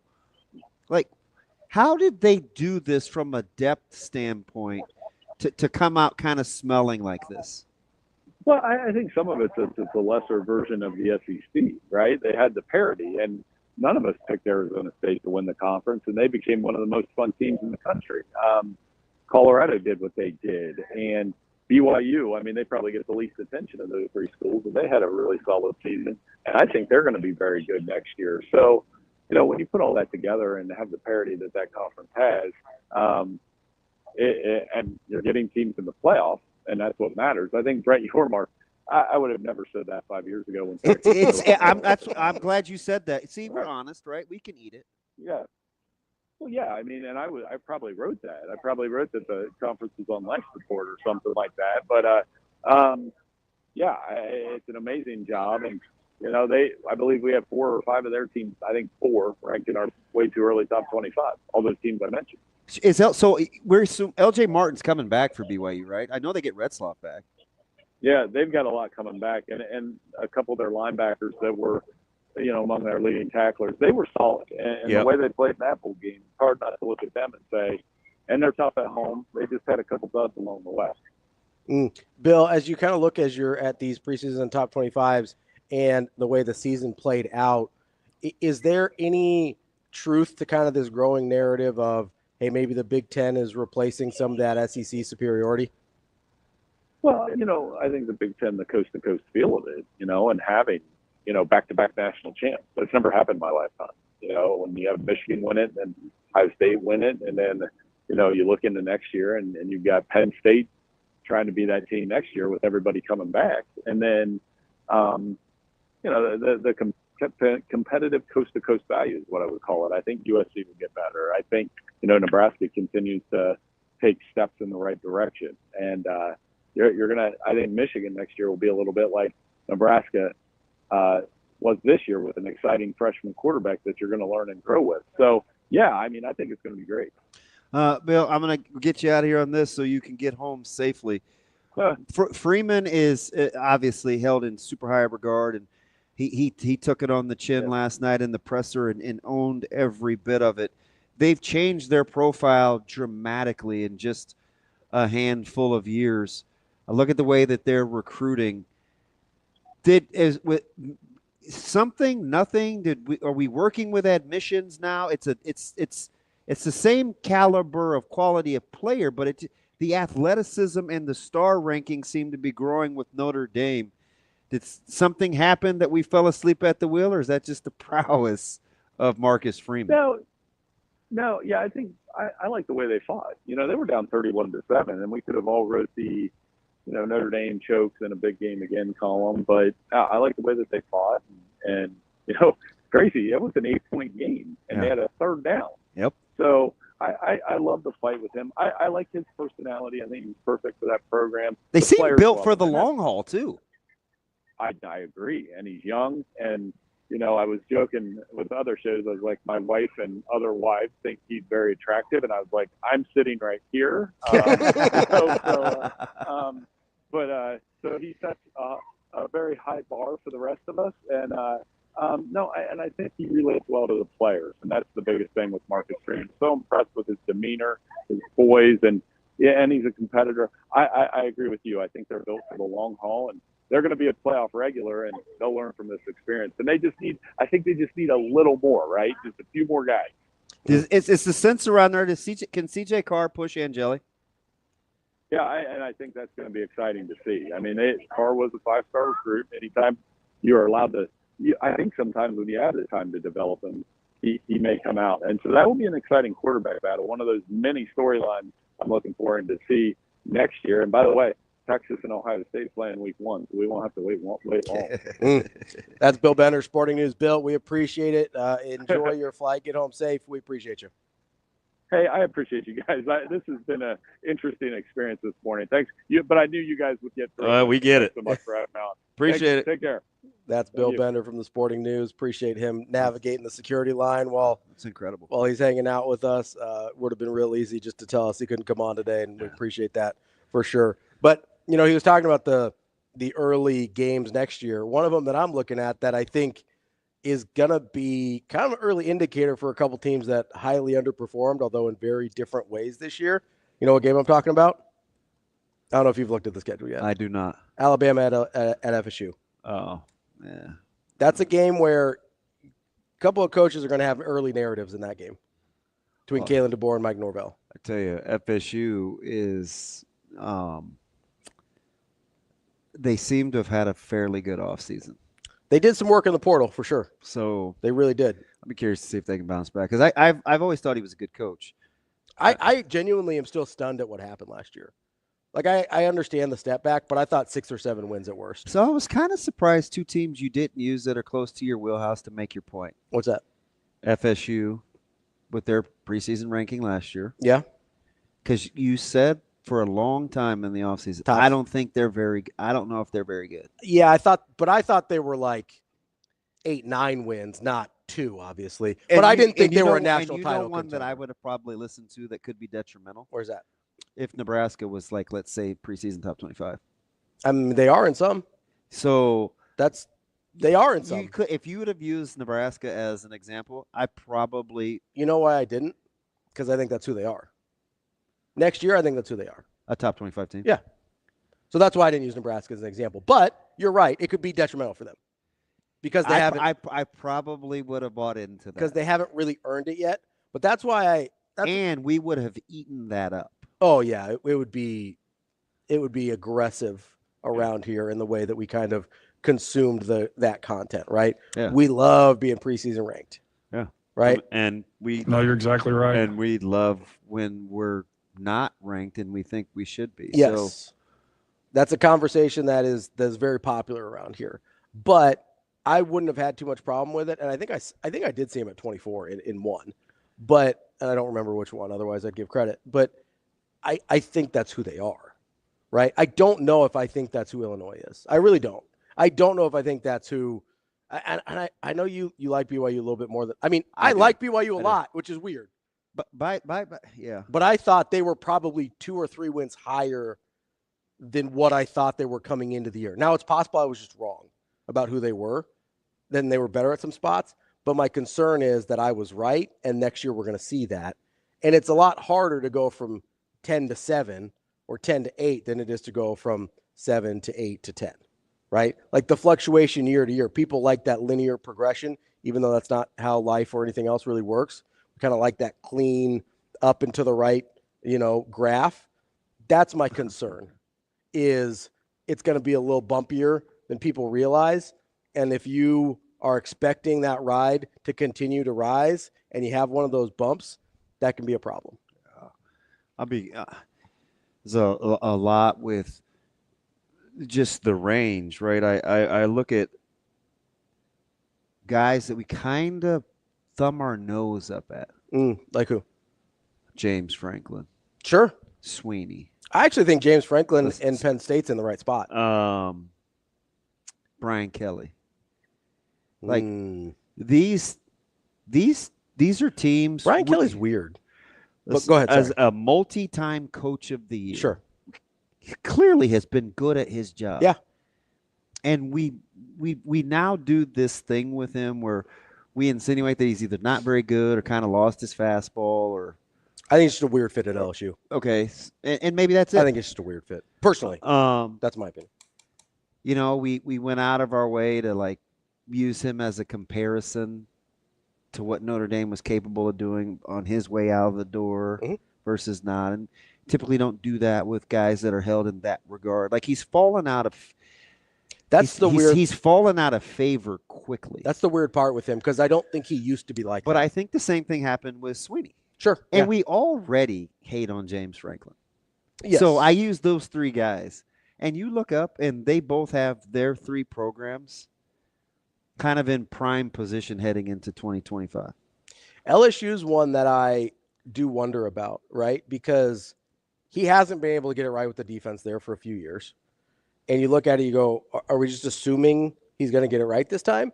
And are we looking at, I mean, you look at Garrett Nussmeier and you're like, that's my solution? Like, I feel really, really good about that. Maybe I need to start liking him. I don't know. I don't know. I don't really like him either.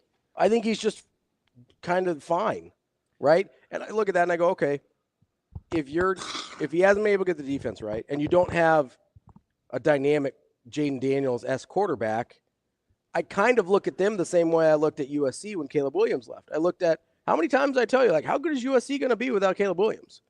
And then USC turned in exactly what I kind of thought they were, sort of this middling team. I sort of feel that way about LSU. Now, they're a little better than that, but I look at them, okay. Well, they've proven they're still an attractive place to go to school. For sure. I totally understand that. And they're dropping those bags for sure. And Brian Kelly's a pretty good recruiter, and that's always been an attractive place to play. But you look at him, you go, okay. Am I misremembering that the state of Louisiana was in trouble with their funding and they were going to subsidize a loan for the state university? This was just 5 years ago. Yeah. Yep. Like allegedly they were broke. The rest of the school might be. The football program's not. I just it's just fascinating. I mean, you're right. But when you've got, I mean, there was like this was on the legislative floor. No, I get that, but people will write checks for football that they're not writing for school. Yeah. I mean, that's the truth, right? Like the football program can be flush and the school can be broke at the same time. Like it's kind of how it works in a lot of places, right? And so, I look at LSU and I go, I don't know. I don't think it's detrimental to them because they should be good enough, talent-wise, coaching prowess-wise. Like I still think Brian Kelly's a good coach. I don't know if it's going to work at LSU. Like it always felt like a weird fit. Like it always felt awkward to me.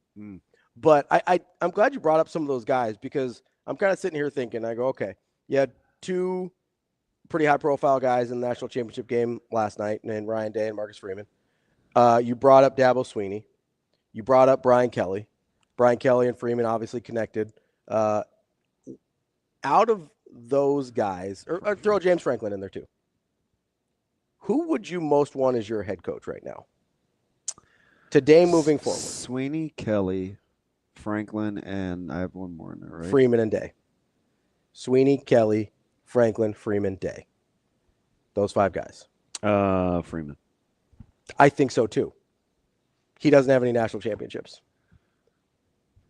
Sweeney does. Yeah, that's funny. Kelly doesn't, but he's gone undefeated. And obviously now Ryan Day does. Let me throw Kirby Smart in there too. You taking Freeman over Kirby Smart? Is this my preference, or if I want to? If you're an AD and you have a job, I'm taking Kirby Smart over Freeman. Yeah. Okay. That's the line. Championships. No, I get that, but Dabo has championships. Now they're more recent. I get that. I don't know. So why, if we want to like be specific about why I brought those guys up. Mm-hmm. So what do Sweeney, Franklin, and Kelly all kind of have in common? Yeah, they're not thought of well. Yeah, they have this stink on them. No, I get it. And Kirby Smart doesn't. I get it. I was doing a different thing. You know what I mean? So that's kind of that, and it's just interesting because we're going to go right back to 25, and here they are again. So maybe we should get off their back. Well, that was kind of my point. So you got guys that have some stink on them that probably shouldn't. You've got a guy that's got a ton of shine on him but just lost national championship. You got a guy that did have a ton of stink on him that probably gave himself a reprieve in Ryan Day. And then you got Kirby Smart, who's probably the best coach in the country right now, but we don't necessarily love how it looked this year. So you take Smart over Freeman, but Freeman over everybody else. Is that fair? Or is that where you landed? That's tough. Because my next question is, how sure are you on Smart over Freeman? I'm pretty sure there. Okay. That's the one. I'm going to take the track record. Okay. Even though my personality would gravitate more towards Freeman. Sure. But the track record's too much. Yeah, I can't. Fair. I can't totally fair. Have a personal preference over success. Right? No, I get it. But that's kind of why I asked, because I wanted to see where the line was. This is crazy. Because I don't leave I don't leave listening to his press conferences and excuse me and think to myself, ooh, that's a guy that I want to play for. Mm-hmm. Freeman or Smart. I love anything that he said. But I probably should think better of Ryan Day. Sure. I remember it was the broadcast. I had Nebraska Penn State or Nebraska Ohio State for the Big Ten Network. Mm-hmm. This was when Baptiste was a freshman. Okay. And I think Ohio State had just completed like 47 passes in a row and had never punted and whatever. And the very first thing they were flash and dash, right? They had your boy at quarterback and he was throwing it all over the yard. Who's my boy? And was it Barrett? JT? Yeah. I think so. And the very first thing he said when I made him swallow the microphone was he talked about how he wanted his teams to be tough. Mm. And they were so highly skilled. Like I just watched them basically play 7-on-7. Mm-hmm. And at no point was I thinking like toughness. And I looked at like Baptiste and this guy's and I'm like, my God, this dude's like, he's bigger than any player Nebraska has on defense right now. And he's their edge guy. Mm-hmm. Right. He's 6'4", he's like 240. Yeah. Fantastic.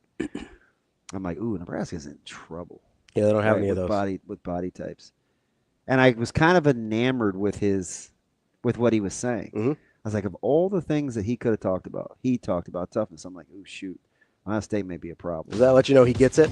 He's like, I can have all the toys. But then, like, nothing. It never really looked that way. It never looked that way. Until the last 4 games. Yeah. Right? So now I'm like, I don't know, maybe I should have trusted my gut. Maybe. Because I felt like I was always defending him. Because all I would ever say is, well, he wins a lot. He does win a lot. So does James Franklin win a lot. But I defend Franklin, too. I'm going to throw one more in there with you when we come back here. I've got one more name that I'm curious to see where you rate them in this realm of coaches. That's DB. I'm Ravi Lulla. We'll be back. More Hurrdat Sports Radio.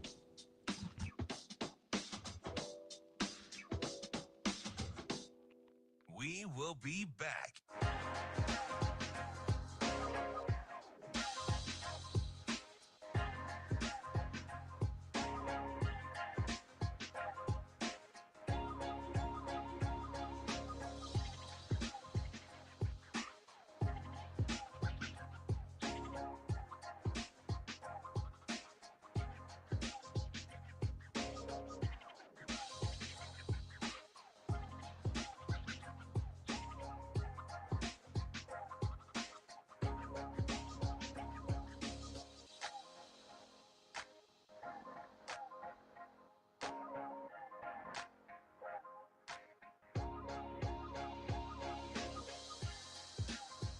We will be back.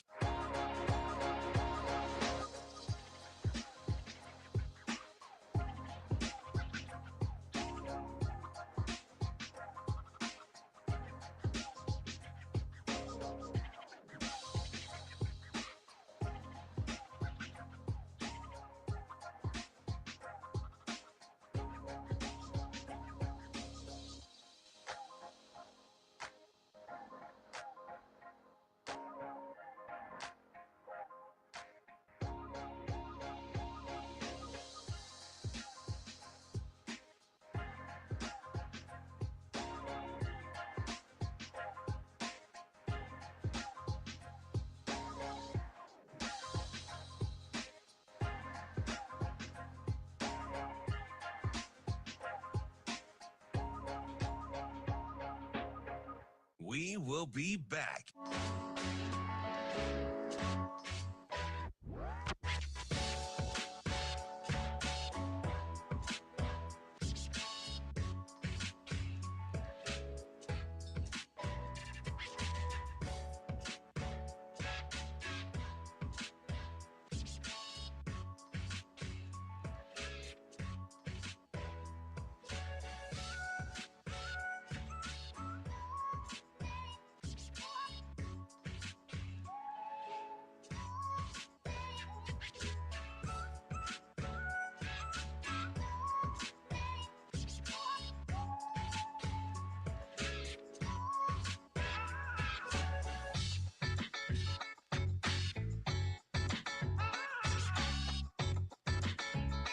We will be back.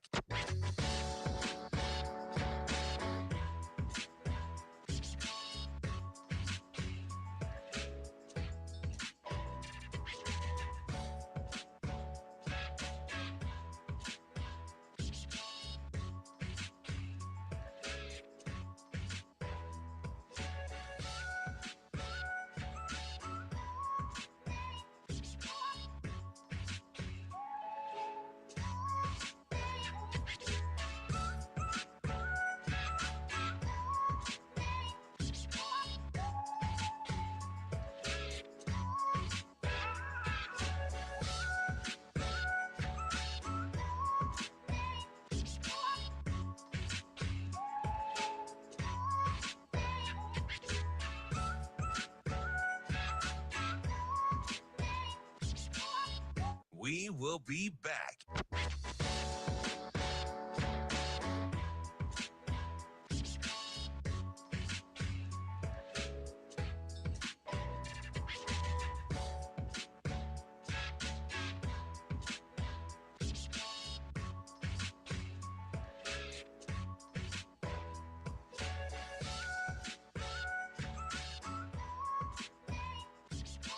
We will be back.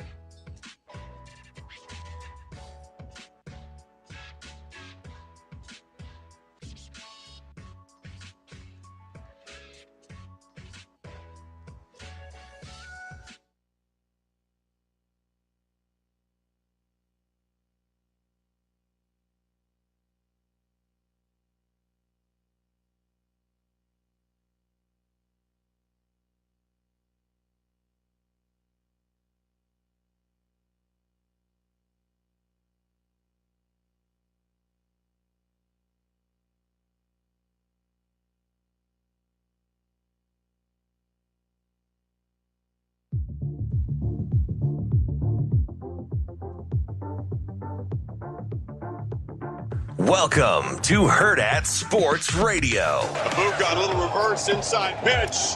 Nice play design, better execution. Abuka weaving and dodging tackles, plus the ball at the end. Oh, they hit him down. They haven't made a signal yet. Yes, it is a fumble and the long-awaited takeaway. Pressure, Leonard launching. Great house. But it's a catch. Touchdown, Notre Dame. Welcome back. Hurrdat Sports Radio, AM 590, ESPN Omaha, ESPN Tri-Cities. That's DB. I'm Ravi Lulla here on the Pillar Exterior stage. DB, we're talking about college football coaches. We were. I wanted to throw one more in the hat for you. All right. Shoot it to me. Steve Sarkisian. No. Not over Freeman? No. Where does he what about Day? So Day's the guy that I think I should Day's the guy that I think you feel like you should put him ahead of Freeman, but you don't want to. I feel like I should put. So where I was going with that story about after the game is, I think he's always been that guy. Mm-hmm. I think it's the job.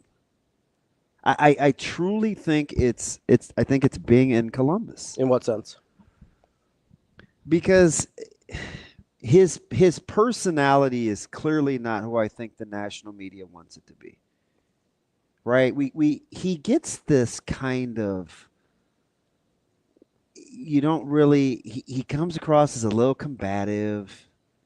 Sure, a little snarky. Defensive, a little snarky. Like, I can see he that. doesn't leave you with any, like... It's not real charismatic. No, nothing real uplifting. You know, he's emotional. But I think that's okay, because I think you have to be like that for that job.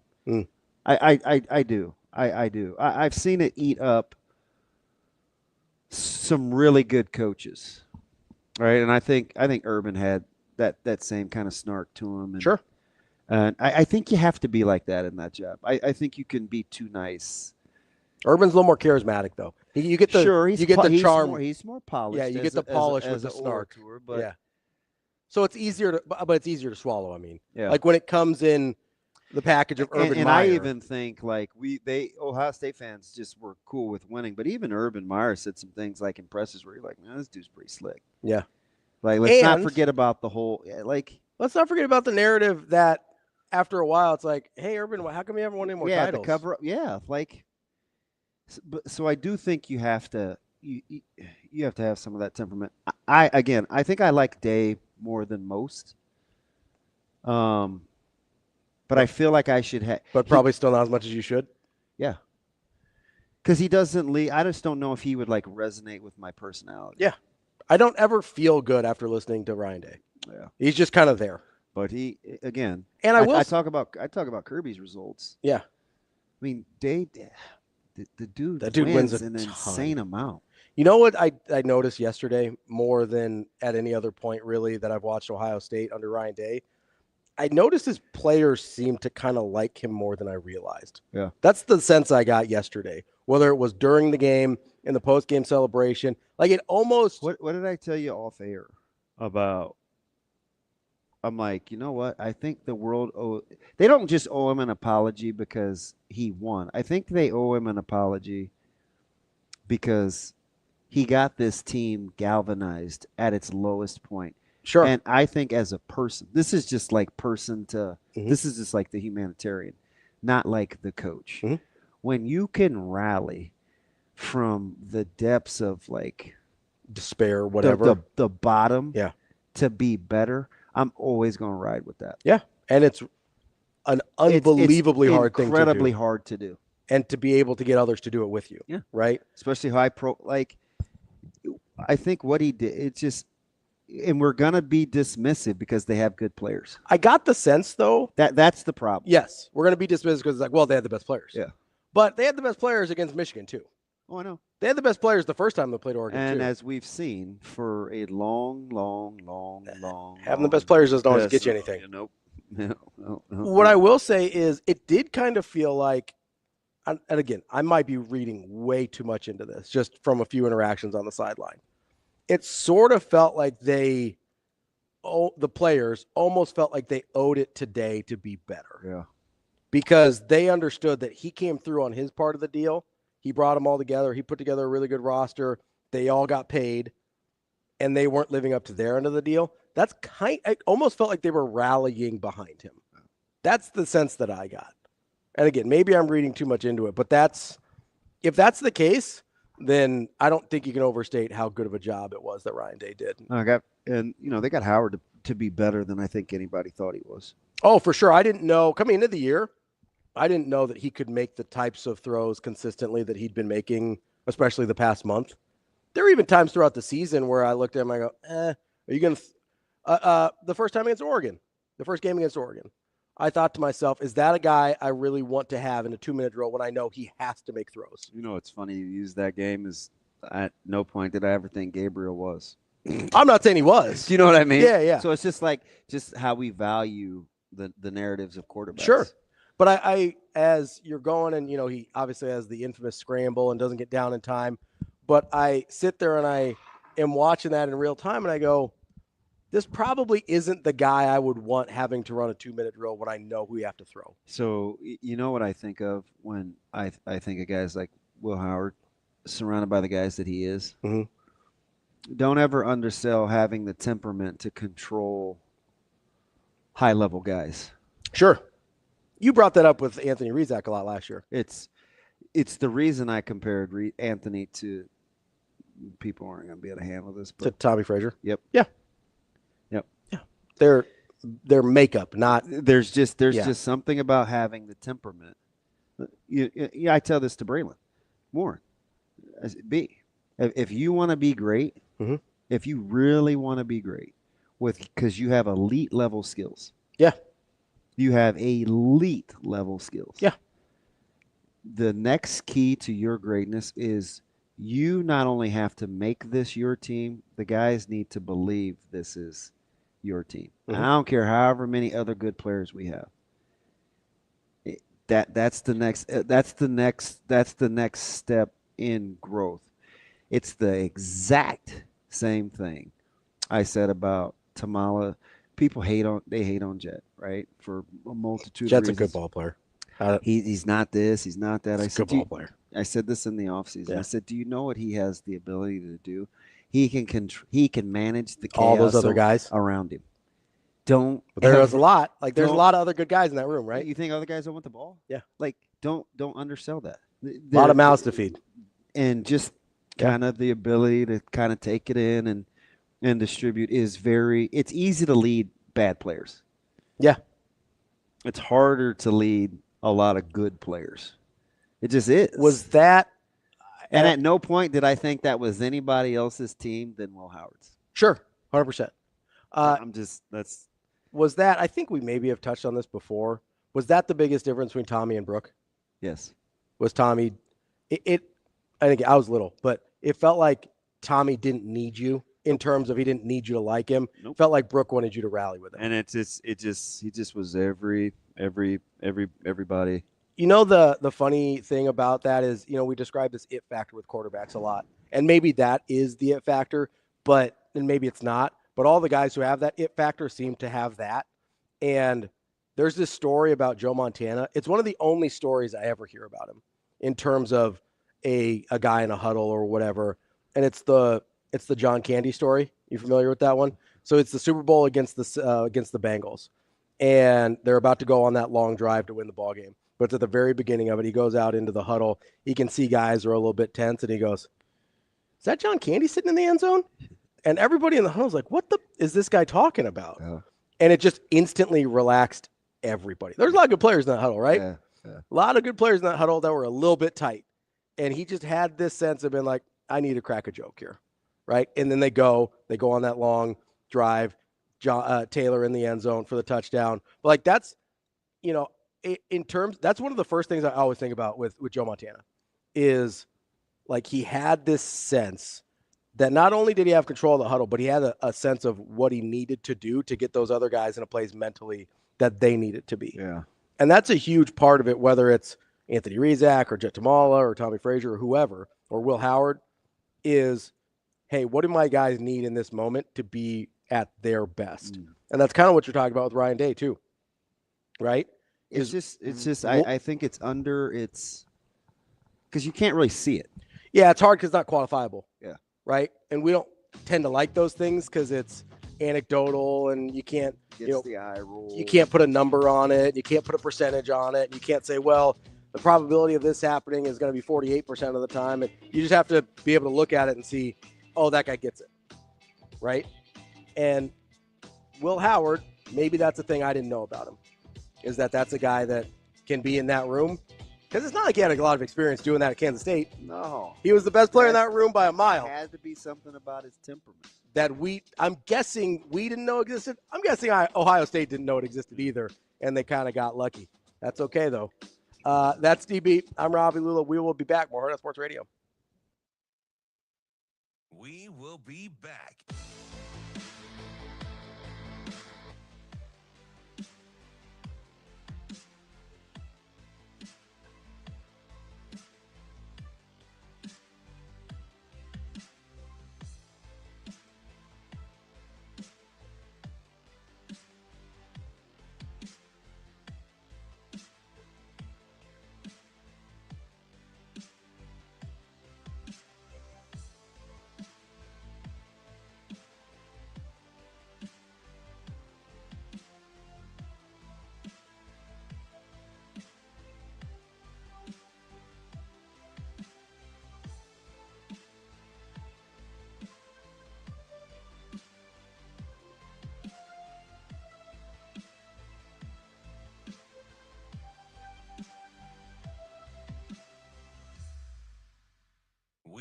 will be back.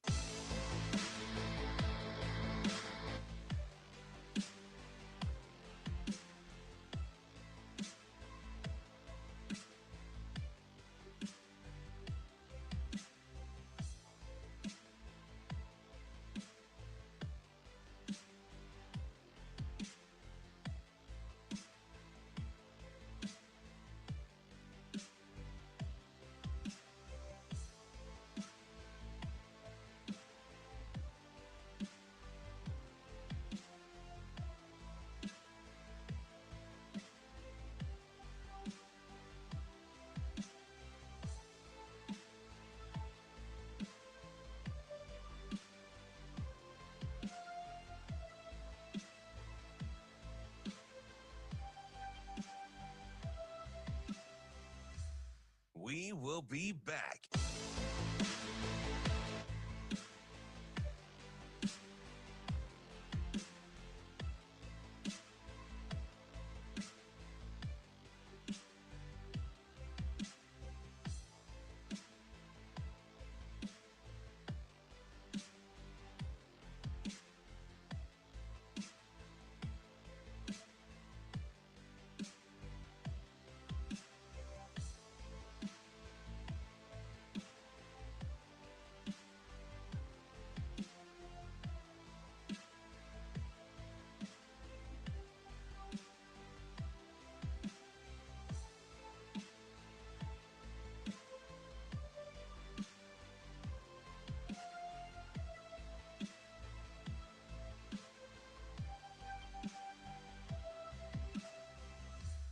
We will be back.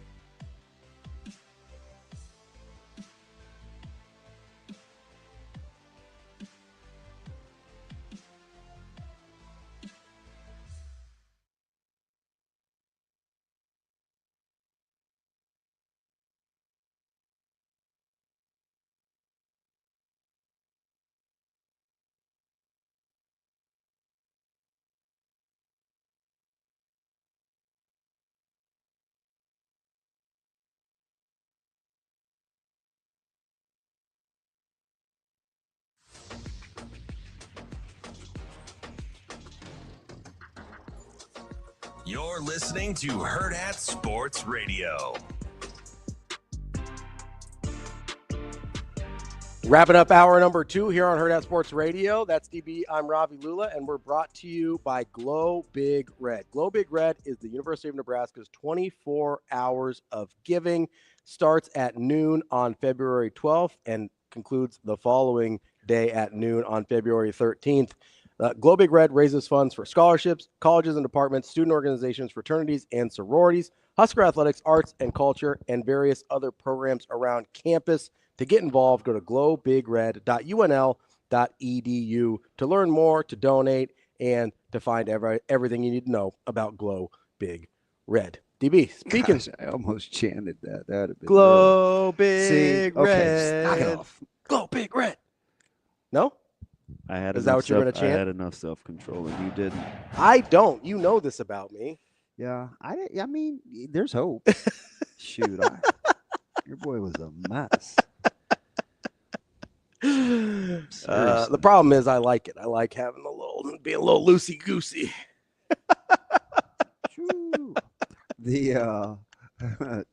David, he says, you guys are really at your best when you come across topics by happenstance. That's 100% true.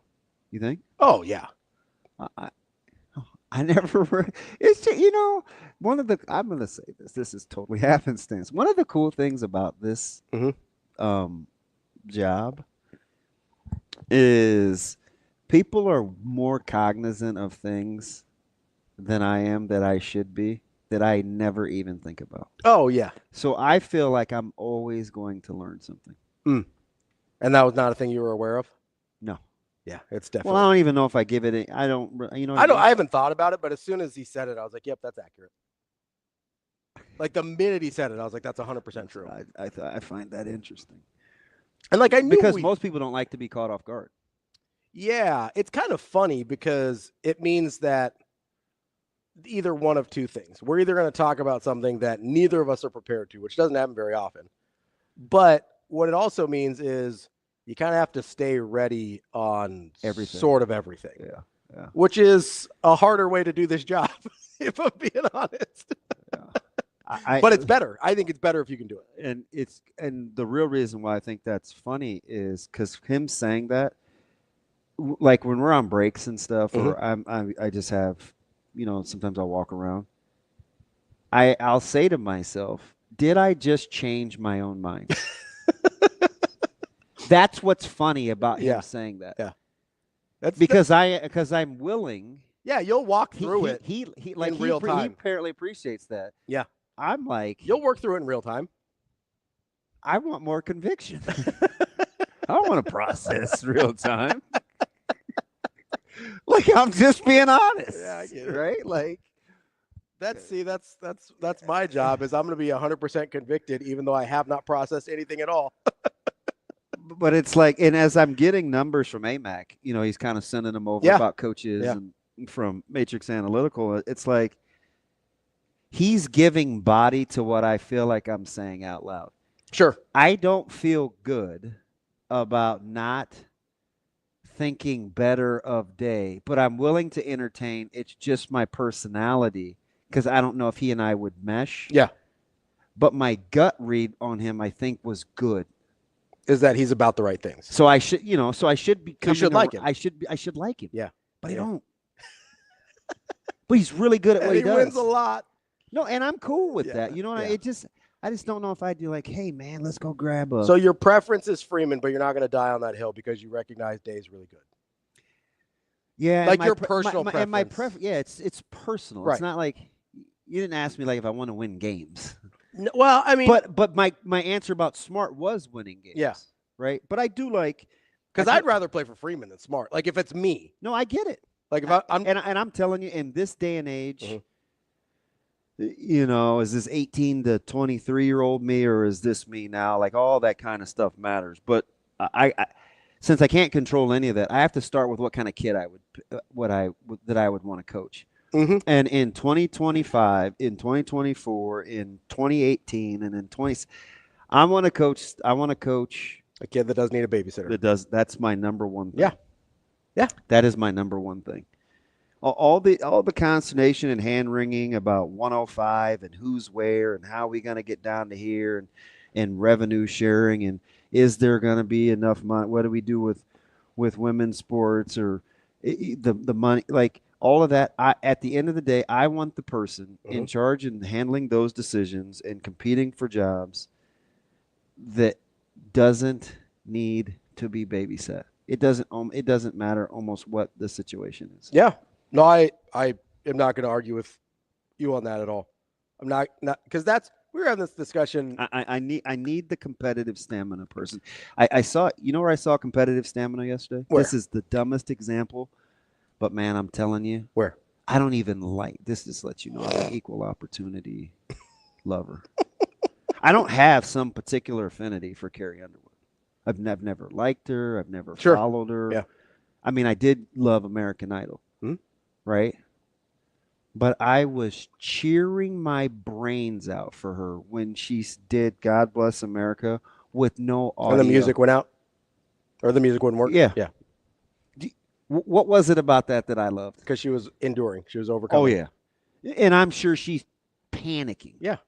That's her worst nightmare. It's like worst nightmare is the music doesn't work. Everybody's got these goofy looks, and it's a big time song, and you're trying to unite the country, and I'm pro people, and I'm like, would have been really easy to fail there, right? Or to give in to the moment, yeah, to cave, and like Ohio State at Michigan, flipping Carrie Underwood like stood right there and sang that bad boy, and I was like, you're gonna force me to like you.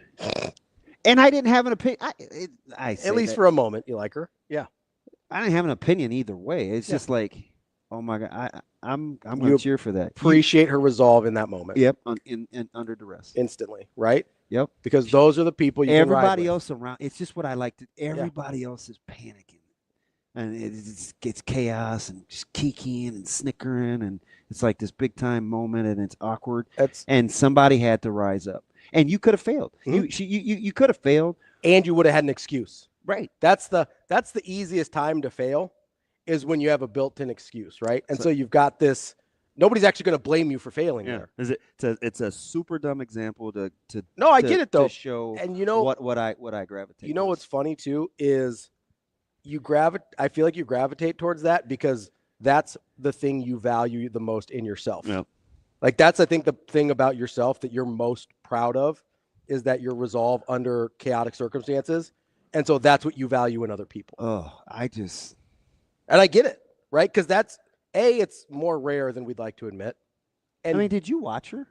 I saw some clips on social media. Seem like an eternity. I've had so obviously on a much smaller scale, but I've had things like that happen before, right? Where either me and like my family used to sing at church, or like do like in the band or whatever, or I was in choir in college or whatever, and you've got these moments where something doesn't work technically. And there is this instant where it's like, okay, do I panic or do I endure? And that's your worst nightmare if you're performing music of any kind, right?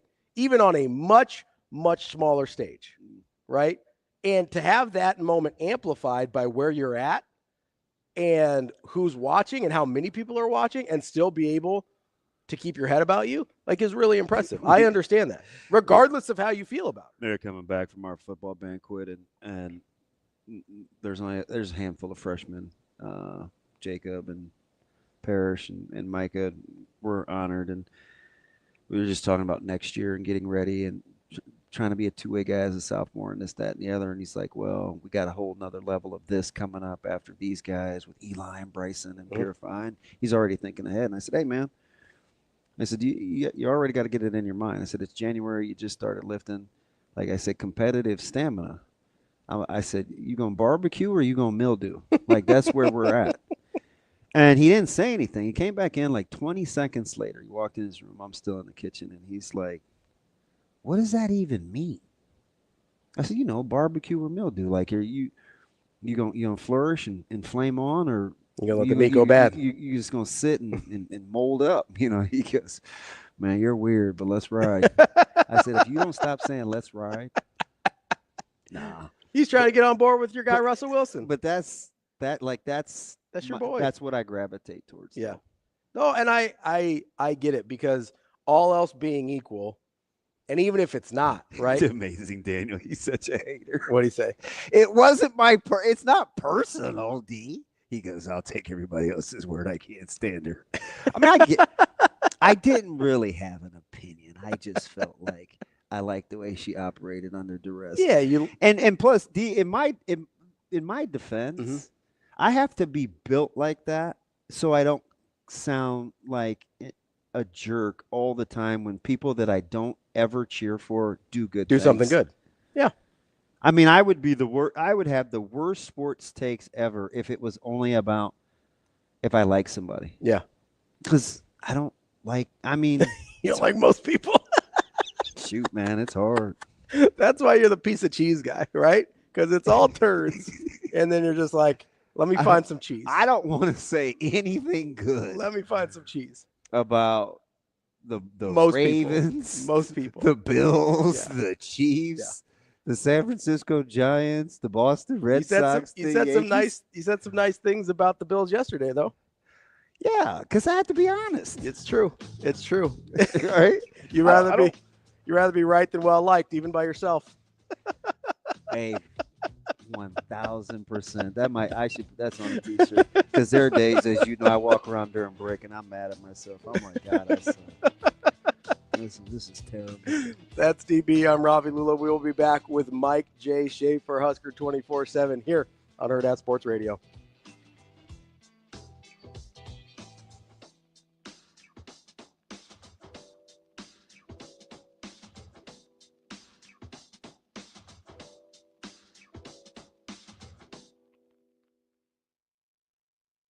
We will be back.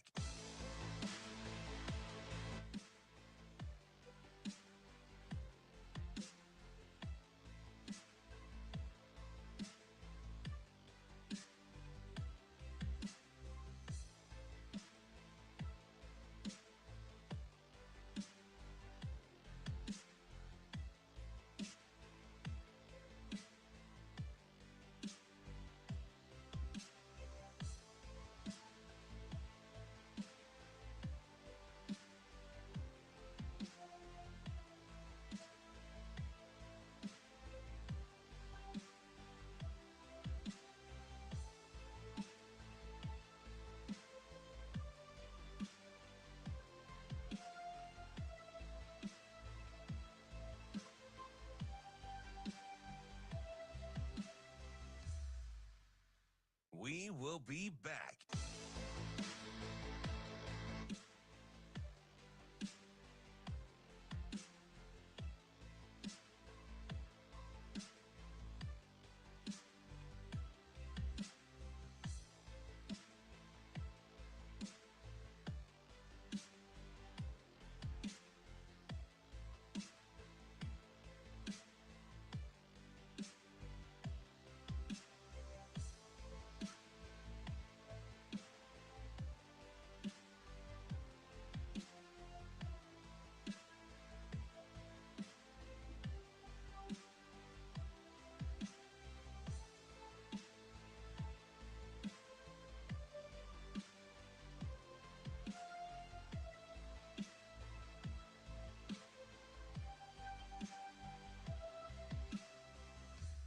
We will be back.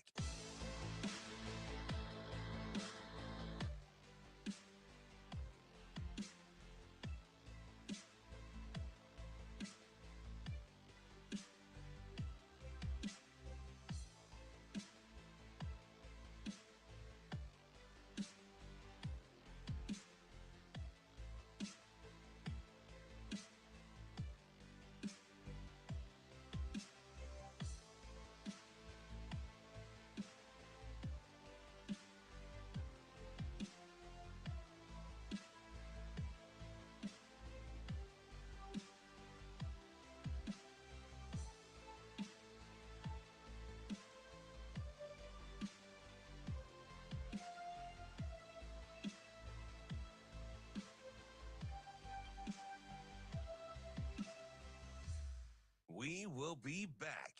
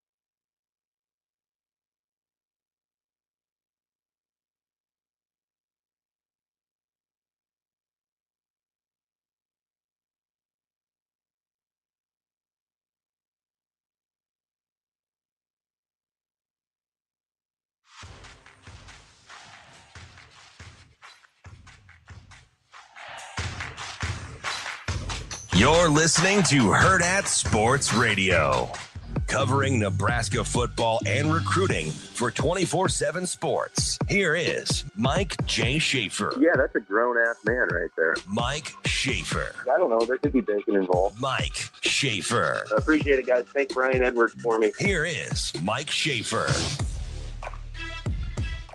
Kicking off hour number 3 here on Hurrdat Sports Radio, presented by Centris Federal Credit Union. That's DB. I'm Ravi Lulla here at Hurrdat Sports Bar and Grill, and joined now by Mike Schaefer, Husker 24/7. What's up, Schaefer? Oh, not a ton. How we doing? Mike J, how are we doing, man? I'm good. I'm good. I haven't felt great in like a week, so I've the way that I've gotten myself through this is I'm just trying to be competitive. I don't want to miss days, and it's like I want to make sure I do all my chores. Like that's how I stay functional, not feeling good, is I have to have like a competitive checklist.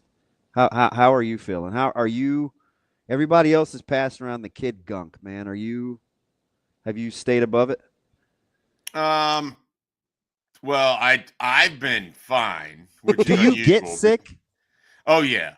I normally was pretty good, and then we introduced this thing called Hudson, and he goes to a place called Daycare, which is a germ factory, and they make germs there, and then they try them out on the rest of society.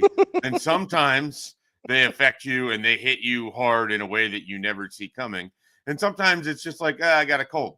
So I was pretty bad between middle of September through early November, and went to the doctor a couple different times, did a few different things. Ultimately, it just comes down to I need to drink like way more water than I do. I think I get dehydrated too often. I think that's really what kills me. So, if we're doing a self-assessment here, I don't do a good enough job drinking water, and I have a child, so yes, I get sick. Schaefer, speaking of Hudson, and I know you're a recruiting guy, like have there been any offers that have come in since you won the race at the basketball game? Or I can't even believe this is the first time we talked about I know, this. like is he planning to camp this summer? Like what's the next steps here? Well, he's currently throwing items, whether it be food or toys or whatever. And so being the dad that I am, being the dad that I am, I'm really trying to take notice whether he's more left hand or right hand. Given that I prefer that he just takes a path of being a left-handed reliever, I'm thinking about tying the right hand behind his back. I tried it. It doesn't work. It doesn't work. What if I just buy him? So this is what I heard for CC Sabathia. His dad just bought him a glove, and it happened to be, a right-handed glove. So then he learned to do everything left-handed. Is that like a route that I should go here? Dude, I should have thought of that. You can give it a go. You could be like me, and this is a total true story with my youngest boy, Micah. For the first 5 years of him playing basketball, Schaefer, because I was such a bad dad, I couldn't even tell what hand he was because he wanted to be the other hand that I didn't want him to be, so everything looked two-handed. And I was like, I should probably lighten up. He's only 5. He's only 5.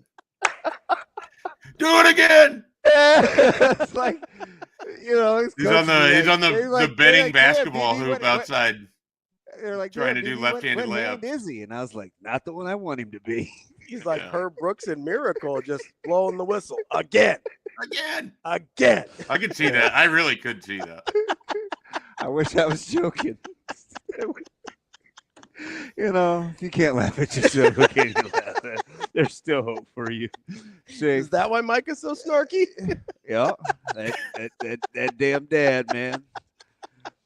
Should have just let me be left brain. Hey, so Schaefer, this is funny, and you and I joke about this, and you give me a hard time on social media because it goes against everything I believe. But I am telling you here, while I have you face to face, I do not love and support the Dodgers getting every good player on the planet. It's not my favorite. I'm not going to say don't do it. Oh, so you're mad about it? But I do think the fact that you want to give any of them back? That you have introduced Plucky to my every other day vocabulary. Those plucky underdog Dodgers. It's like your greatest accomplishment in the last 2 years, even though I've known you for almost 13 now. Like the Plucky is fantastic. So thank you. Well, I mean, look, when you're describing the sort of team that the Dodgers are and the kind of attitude that they have to overcome the tough environment that they face in Major League Lack Baseball, of resources, it's tough. They're probably the only team that I've ever seen will have a 15-man pitching rotation because they're just going to cycle them through. That way, nobody has to pitch more than once every week and a half. There's no way anyone's arm will ever be tired. It's just going to be amazing. Imagine being somebody like Gavin Stone or one of the young guys, and it's like you look up this offseason and it's like, oh, Blake Snell. Well, there's one less rotation spot. We just added this guy from Japan that everybody's excited about. There's another less. Oh, Ohtani's going to be thrown again soon? That's not good for me. Oh, Jack Flaherty's still out there and nobody's going to pay for him? I guess the Dodgers probably will. I wonder if they'll trade me. Yeah, so I thought he did enough to command pretty good dollar on the open market. Flaherty? Yeah. I think everyone's scared of him. Just got kind of the 1 year, and then the arm might fall off, and he's probably got a bunch of those offers where it's like you can opt out after the first year if you're good, because we don't really believe that you're going to be. And then, nobody's spending money outside of one team in baseball. You might be familiar with that team, the plucky. So let me ask you something, Mike J. Why do you think, because deferred money isn't new, like anybody's capable of doing it. Why don't you think more people have figured that out? I don't know that there are a lot, like, if Cleveland wanted to offer deferred money to, let's say, Teoscar Hernandez, who the Dodgers stole, by the way, that agent would laugh Cleveland off the phone. If you're going to Cleveland for the entirety of a season, chances are you want your money up front. You want every dime owed to you immediately. I think the teams that get to defer money play in markets where players generally seek to play with the big lights and the big opportunities. I don't know that Milwaukee or Cleveland or Detroit or Pittsburgh, which they're not, none of those teams are spending money anyways. The Twins, they can't offer deferred money, so it's the best that anybody can do are the opt-out things. But then the scary part is if the player that you're scared about and you want him to opt out, and then it's Carlos Correa and he ends up sticking around with the Twins, and there's not a lot that, now they have to cut money because they don't feel like they can operate $130 million payroll anymore, which isn't even that much. It's a tough spot for the sport. I mean, I make fun of the Dodgers, but I do appreciate at least someone's paying players, because the worst part of this would be if nobody was. If we were back to that, where it's just like everyone's just band together to spend no money, which is what baseball was just a few years ago. Yeah, you mean you don't want another Bryce Harper, Manny Machado offseason where you're in spring training before anybody's like, hey, these are the two best guys on the market. Does anybody want them? Yeah, I would rather not that. I would rather people agree that baseball owners are actually wealthy and make money and can afford to sign players and sit on billion-dollar assets. But no, we got to treat it like it's an investment. It's owning a sports team is an investment. It's not an opportunity. It's not like one of the rarest things on earth. It's an investment. They got to get their money out of it first. They're going to be broke otherwise. Dave, the funny thing about that is they could spend like a drunken sailor on leave, and it is such a good investment that they would still probably 5 to 10x their money. Like if we're being honest, the Dolans who own Cleveland bought it for $300 million in 2002. Like they will recoup that money so many times over. Yeah, what is it, like a $3 billion franchise? $2.5 billion. Yeah. I mean, it's probably not a 3, but it's $2.5 billion, I'm sure, by the time that they were to sell it. Schaefer, let me transition. We're going to keep you all over the place because that's fine. That's fine. I'm good with that. When did the whole narrative of the conference, the SEC, the Big Ten, and we see it all the time now that everybody can play players, it's the SEC demise. But how do you pit that kind of narrative and us poking fun at the SEC and it's all cool versus what actually happens with all conference teams and actual drafts on drafting day when we have talent discussions within the conferences? Are those going to be two separate arguments going forward, do you think? I mean, I think they are. One of the the tweets that got mocked endlessly this year was the Senior Bowl director, Jim Nagy, put out there that he knows the SEC is the best conference in the country and it deserves more teams in the playoff because he watches so much film and they're inviting all of these players from the conference to to the Senior Bowl. And I understand that there's a world in which the draft represents talent with a capital T, but you guys know just as well as I do that just because a guy doesn't get drafted doesn't mean that he isn't a very important, impactful college football player that has a ton of value. Like what they're looking for in the draft isn't necessarily the same thing as being a better college football player. I mean, guys, we see it a lot. Like guys get drafted in the NFL off. It's just it's the same conversation in a lot of ways as recruiting, and then versus high school production or just production in general. And then you magnify it in the NFL where who was it? Ezekiel Ansah was drafted and barely played. He was a top 10 pick. And so you're looking for production. You're looking for, or not production, you're looking for measurables. You're looking for potential and all of these things. And that's no different in the NFL draft. And so I do think like we get overexcited about how many first round picks are on a team. And sometimes those aren't even the best players on the same team. And so it's, the conversation of being a great football team isn't just how many draft picks come off of it, or a great conference isn't how many first round picks come out of that conference. It's part of the conversation. And the SEC might lead the way, but no one who actually watched football and wasn't just already wired to think the SEC was the best conference ever would look at Oklahoma and look at Vanderbilt and these other teams and be like, well, they went 6-6, but really they're like a 9-win team. I just don't think that's true. Like I think they had a down year and that happens. And next year they might be right back to where they were before. And that's just a cycle that happens in athletics. Like I genuinely think the Big Ten and the SEC are superior to the ACC and the Big 12 if you stack it up across. But between themselves, it's just a matter of sort of how things fall as to which conference is quote unquote better year in and year out. And this year, it very much to me was the Big Ten, and I think we saw that play out. Hey, real quick, Schaefer, I've been asking. I'm curious to get your thoughts, especially with some of the rankings and the way too early top 25 for 2025.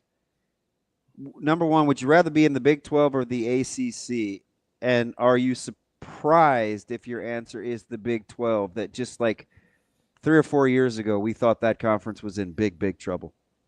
I think the Big 12, in large part because there's no team that is positioned to just kind of dominate. So if you're in the Big 12 and you get the right infrastructure, you could rip off like what we saw Arizona State do. And then they went and competed against Texas. Like I think several teams could do that year in and year out at the Big 12. Like I don't know that there's anyone that's just positioned in such a way that they're going to dominate. If Utah can stay out of its own way and health-wise, Utah can be a program that can play in the college football playoff and is a matchup that people wouldn't be excited about getting. If you get the best version of Texas Tech after they splashed all this money in the portal, that could be a team that could be in the college football playoff in 2025. So I think the Big 12 has a lot of upward mobility, but also a lot of really sort of intriguing teams that are doing different things. I mean, I'm fascinated by what Iowa State can do, and if they can continue to build off of what they are. I can't say that about a lot of ACC teams. I mean, you have Miami who is trying to buy their way into the college football playoff with their portal and efforts, and they're somewhat sardonically said there. But you've got Florida State and FSU Clemson. Could easily be those 3 teams could all be top 12. Yeah. And I'm not trying to say that, but I just feel like the rest of the ACC, like the middle of the ACC, doesn't strike me as quality as the middle of the Big 12. If you're coming out of the Big 12 as Big 12 champion, I feel like you played a pretty legit schedule for the most part. The ACC, I don't know if I feel the same way because I just don't know about the middle of that conference. And it might just be a bias thing because which of the two am I going to watch more? I'm probably more likely to have former Big 12 schools on my television than I am watching Louisville take on Syracuse. Yeah, unless so you it's like a kinda have Thursday that. night. Would you rather be Texas Tech and SMU, or would you rather be Louisville and NC State? Texas Tech and SMU. See, that's interesting, but I kind of think you're right. I kind of think Texas Tech, just with the way the portal sort of went for them, I think Joey McGuire's I think they're going to be a really trendy. We get deeper into this offseason, you're going to have people put their predictions out for the playoff. I think they're going to be a really trendy pick out of the Big 12. No, they're dead to me. I picked them 2 years ago as my dark horse. And are we forgetting SMU's in the ACC? We are forgetting that. I was thinking TCU. I phrased that. I phrased that wrong. Yeah. Like I was kind of trying to do 3 for 3. Oh, gotcha.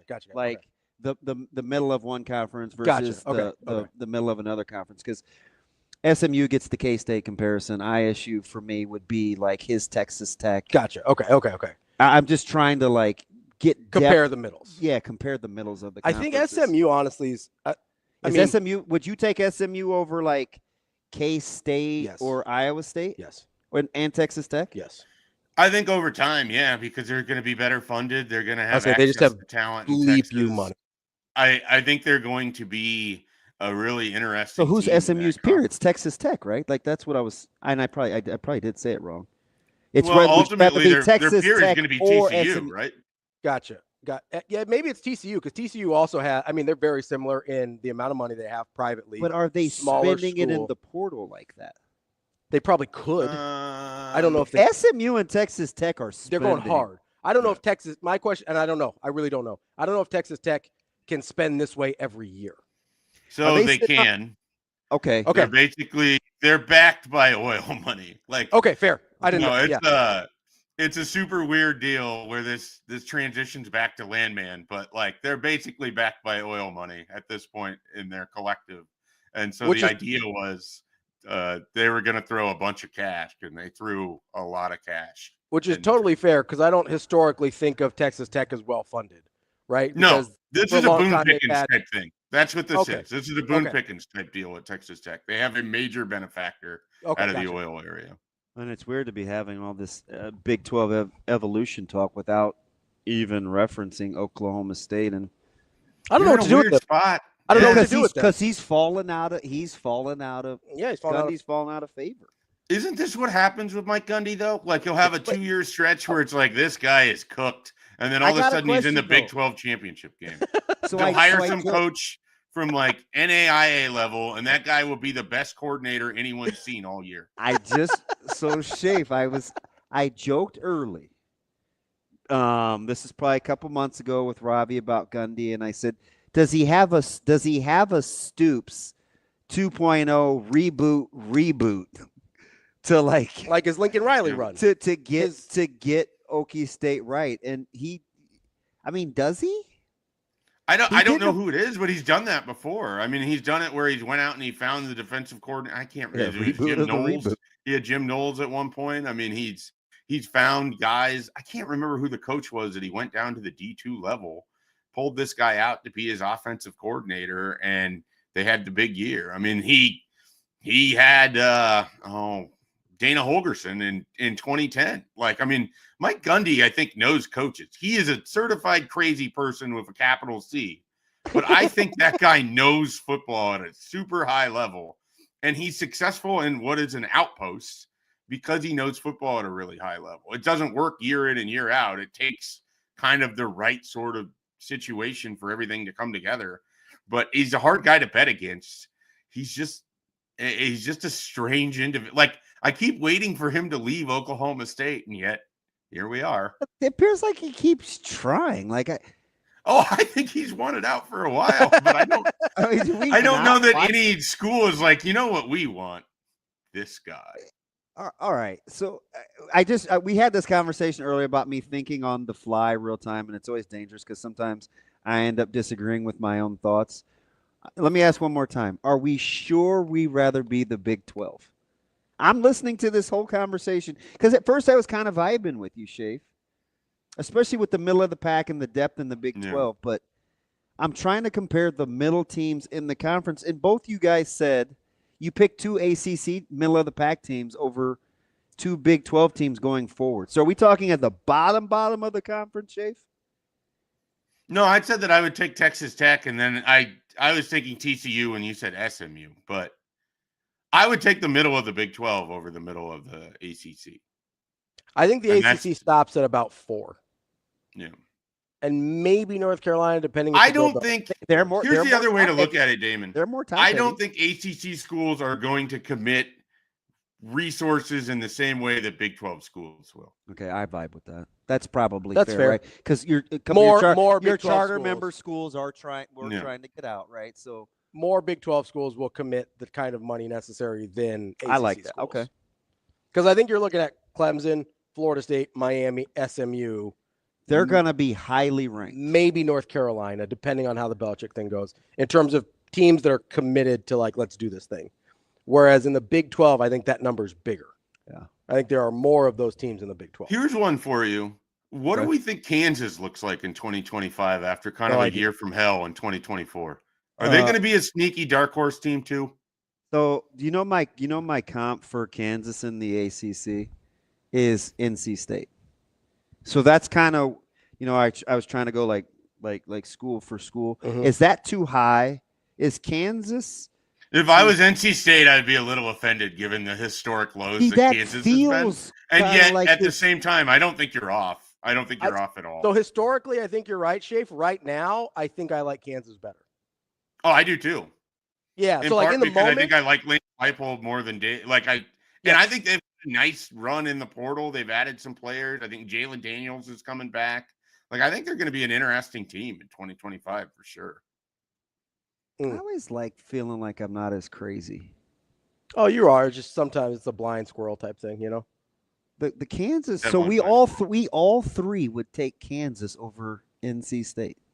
Yeah, I think so. NC State lost their entire secondary to the portal. I think they're having a mini revolt. It's a little bit. I like the fact how we're all willing to kind of disregard. I trust historic context too.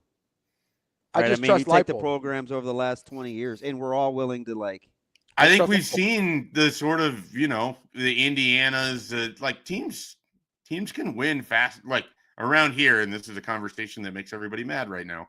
Teams can win faster than 8 years of putting effort into it. So allegedly, allegedly, I'm willing to not say allegedly, but I understand. I understand.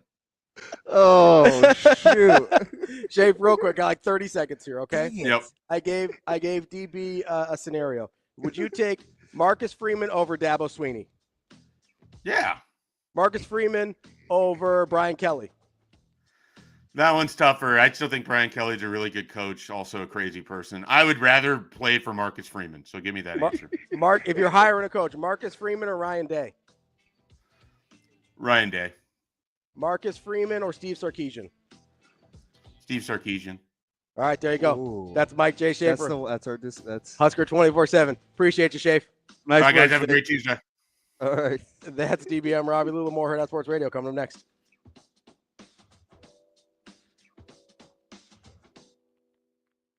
We will be back.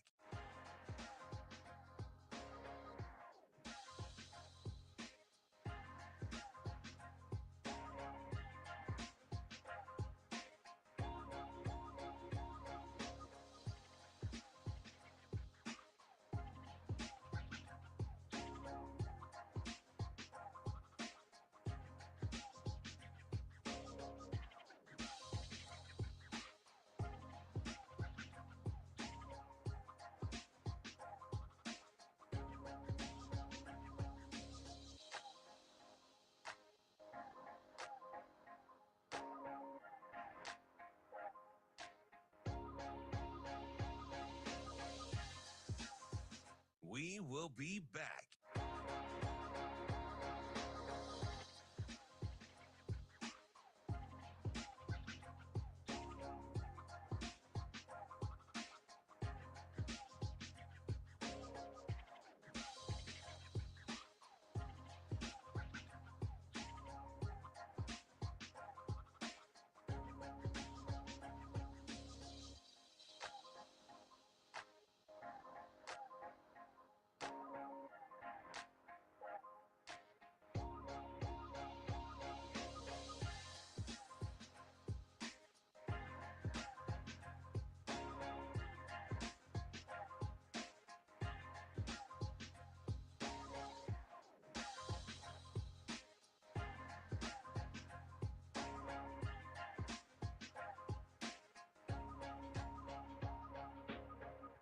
We will be back.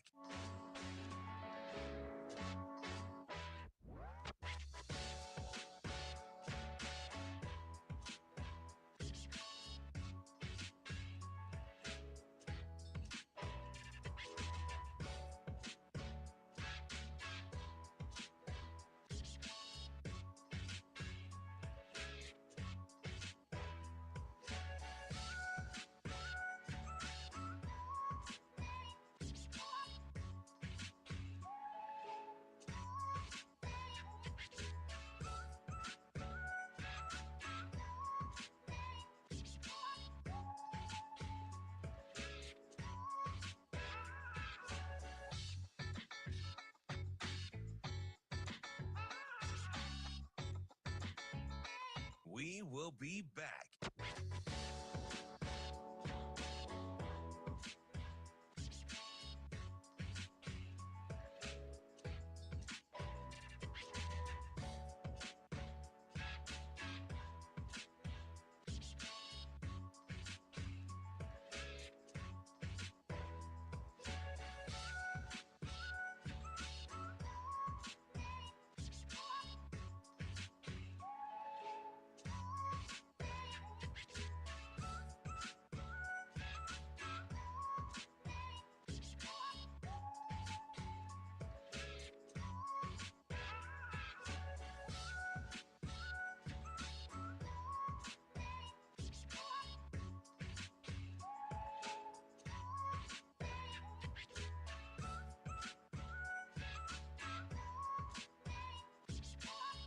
We will be back.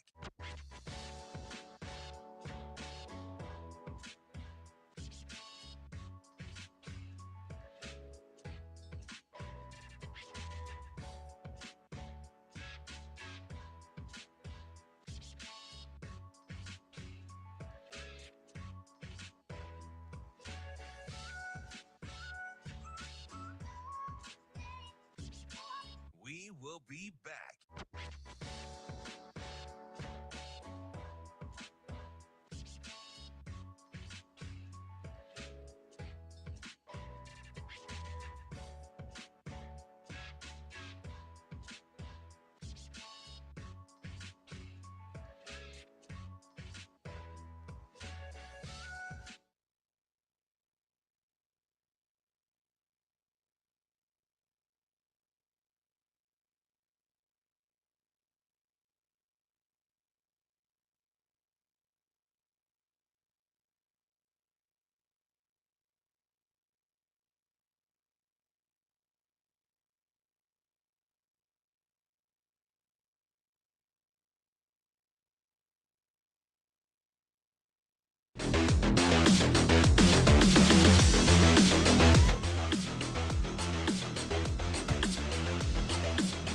Welcome to Hurrdat Sports Radio. Welcome back, Hurrdat Sports Radio, AM 590, ESPN Omaha, ESPN Tri-Cities, Campo War in Lincoln. That's DB. I'm Ravi. Lulla here on the Pillar Exterior stage. It's time for Bet On It, brought to you by Warhorse Sportsbook, the best place in Nebraska to place your sports bets. Check out warhorsecasino.com. They always have promotions going on, and you can find out all the rules and regulations that apply to betting here in Nebraska. Get to the casino in Lincoln or in Omaha to place your sports bets. DB. What up? This might be a hot take, and I say that tongue in cheek. I think Michael Jordan might have been a bad executive.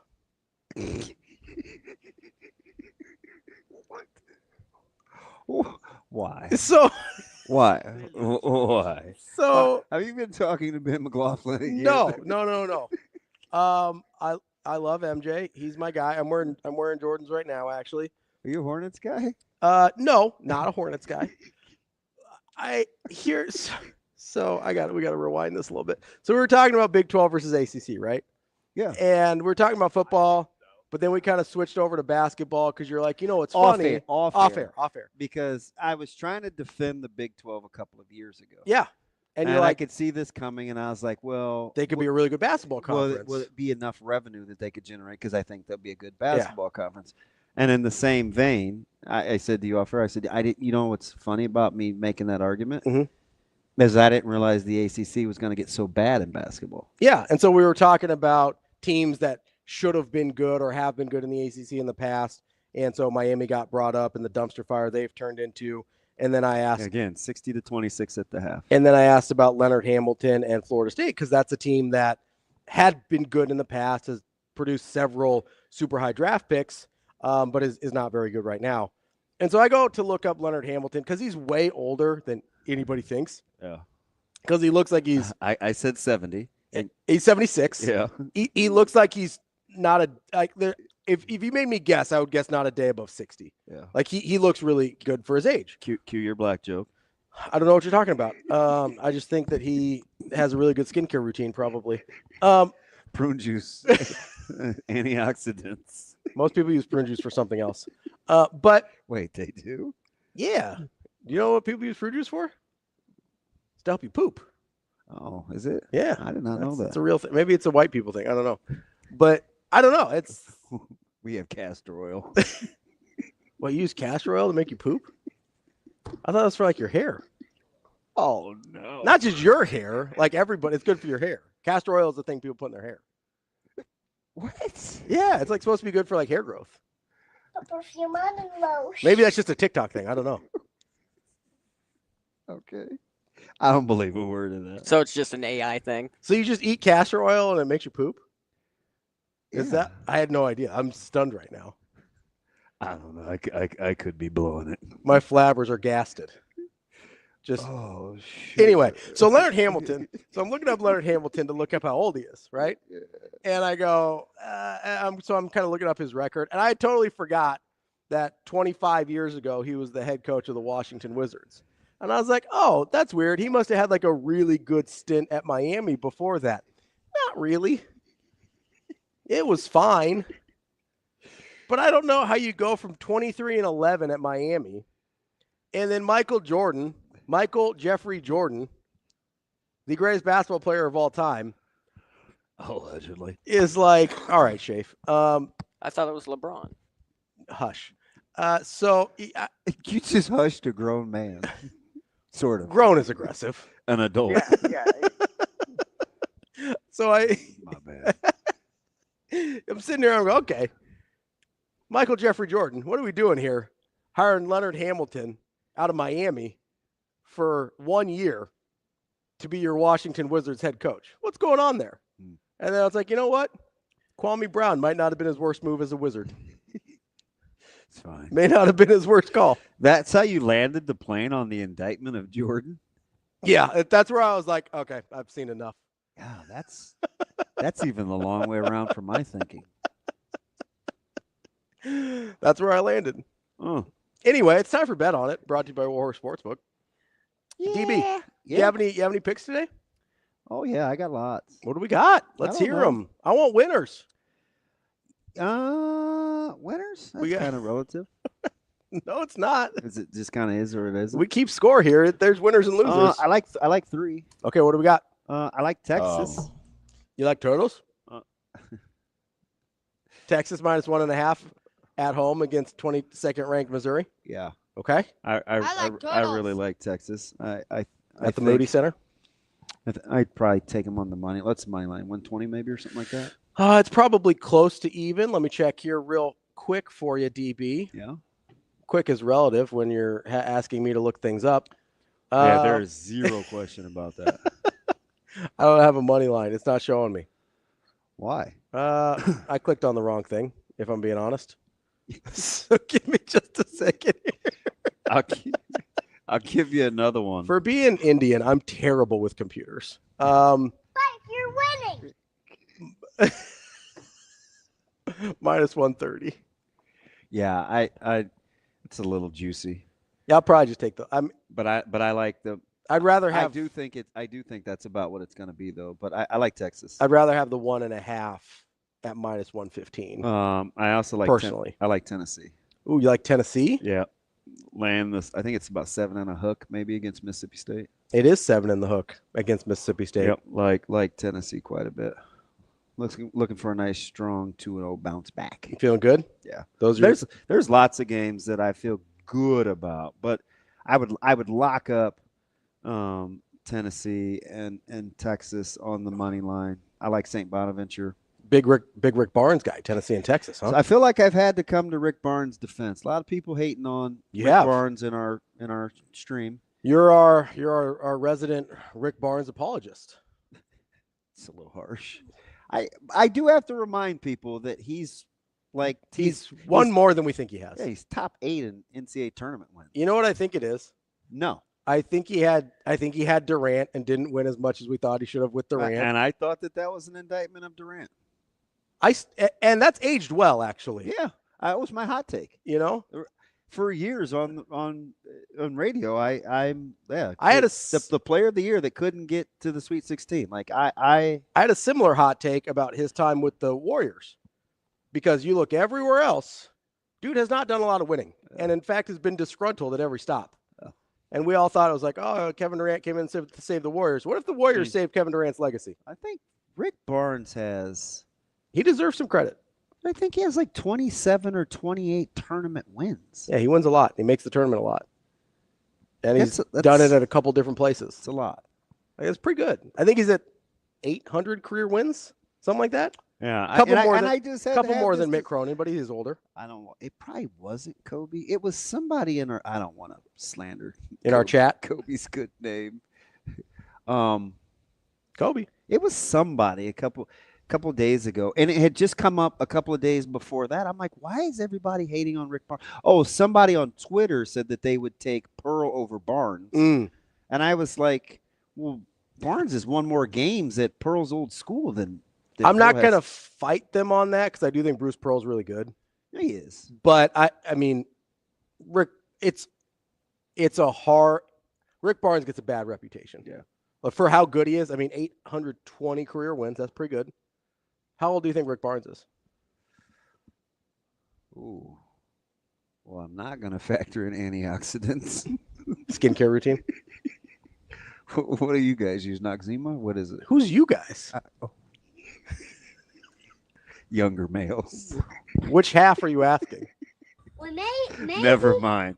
I'm going to guess Barnes is 64. He is 70. Jeez. Compared to... He doesn't look 70 either. No, but compared to Leonard Hamilton, he looks like Nosferatu. Did you go see that remake? No. Nice pull. What a weirdo. It was dude's talking about Dracula. There was a million of those ads on my TikTok, so I saw a billion of those things. He looks. I'm just saying, Rick Barnes is not aged as well as Leonard Hamilton. I wonder what the difference is. Probably too much time in the sun, if I had to guess. I like Iowa. It's hard on your skin. Yeah. Yeah. Hawkeyes against the plucky underdog bunch of Minnesota. The plucky underdogs. Yeah. Is their payroll also about $500 million? No. Neither is the Dodgers because they're not paying anybody till 2060. Relax over there. When the dollar will be worth approximately as much as a rupee today. I like North Carolina. That's an Indian pull. What? Catching one on the road against Wake Forest. You like North Carolina? I do. Surprisingly. Surprise. Against just two teams that I know really, really well. Sure. And if you want the odd. I've got it 1.5. You still like them? Yeah, okay. They're getting. The more they get, the better. They're a favorite. Carolina? Carolina's a favorite now. Ooh. Yeah, I like them. Minus 1.5? They'll win. All right. You're going to laugh because I'm cheering that they get their brains beat in. Mm-hmm. But they have no business being favored. Who? UCLA. Hey, bounce back. Road or a home fave against Wisconsin. And Wisconsin's pretty good. You see my bounce back? My bounce back Bruins? Yeah. That's DB. I'm Ravi Lulla. Still waiting. Bet on it. Brought to you by Warhorse Sportsbook. We will be back.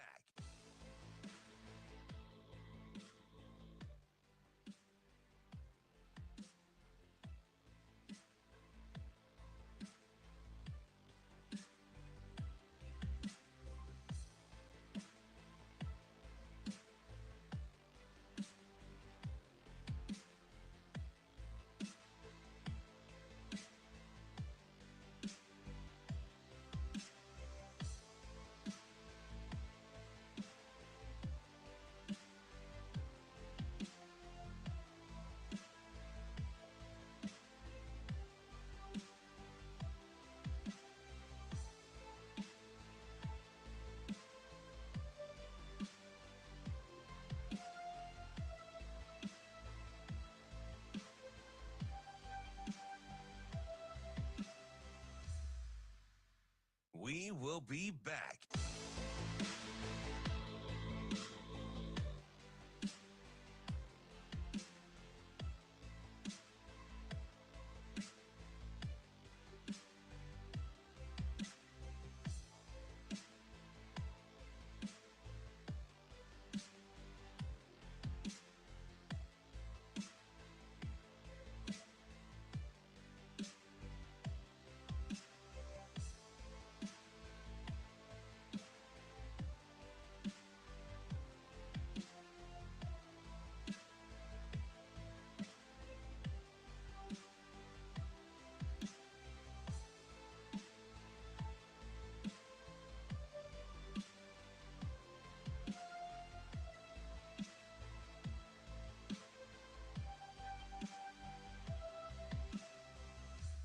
We will be back.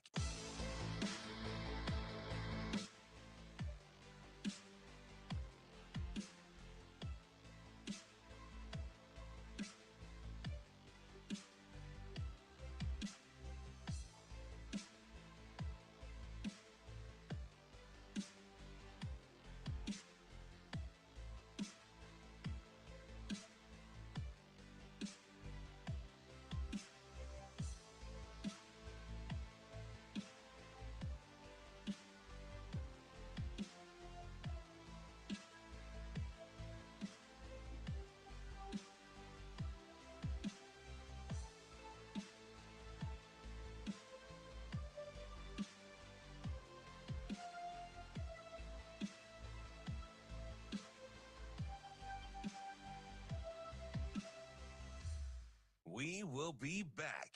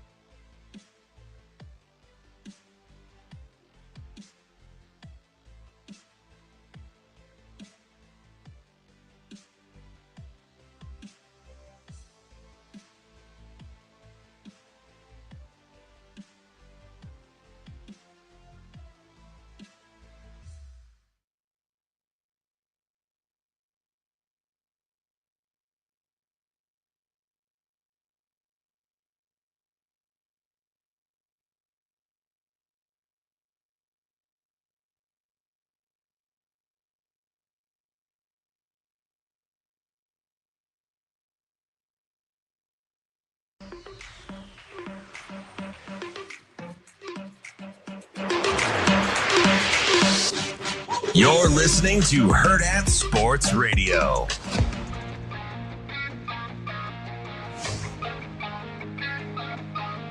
Wrapping up the show here on Hurrdat Sports Radio, AM 590, ESPN Omaha, ESPN Tri-Cities, KFOR in Lincoln. That's DB. I'm Ravi, Lulla, and we're brought to you by our friends at Centris Federal Credit Union. They're federally insured by NCUA and an equal housing lender. If you have some big projects you're looking at this year, check into some home equity options at centrisfcu.org. You can leverage your home's equity and access those funds if you need lower interest rates than some other loan options. You can do a home equity loan or a home equity line of credit.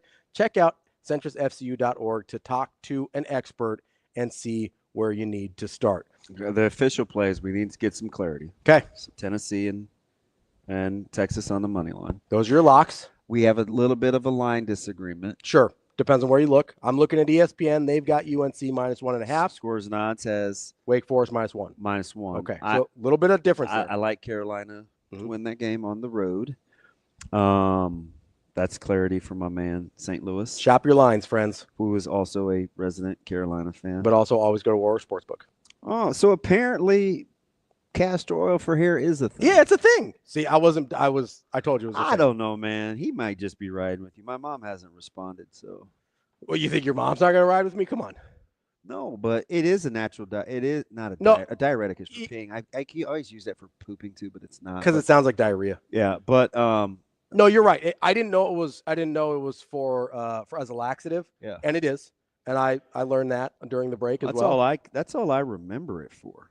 I've never used it at all. Like, I know what it is, Yeah. But I've only ever seen it on like TikTok when people are like, use this for like your own natural hair conditioner or whatever nonsense. Are you kidding me? He said it lasts longer than Murray's. Murray's might be the most overrated product ever. Not that you would ever know anything about Murray's. Is that a black people thing? Yes. Okay. Very much so. I might use that for my beard. I got like pretty coarse hair in my beard. Like, no, it's pretty... you don't want it in there either. Okay. Nah. I do need something. I use like this tea tree oil lotion and it doesn't do what I need it to do. I'm a tea tree guy. It's pretty good for the skin, but I need it to soften up the beard too. Some people use it for hair growth too. Yeah. It's all right. Anyway, your Jays. I'm afraid to read what Amazing Daniel just put. Hold on, what did he say? He said, "I've only known people who don't look like." I knew it was going to be something like that. It's just never normal for Daniel. He did say it's definitely used on hair/scalp for moisturization and growth. And he has more hair than both of us combined. Yeah. He gives me a hard time because I used to make fun of him for his long hair, and now I have a man bun, and he's like, "Really?"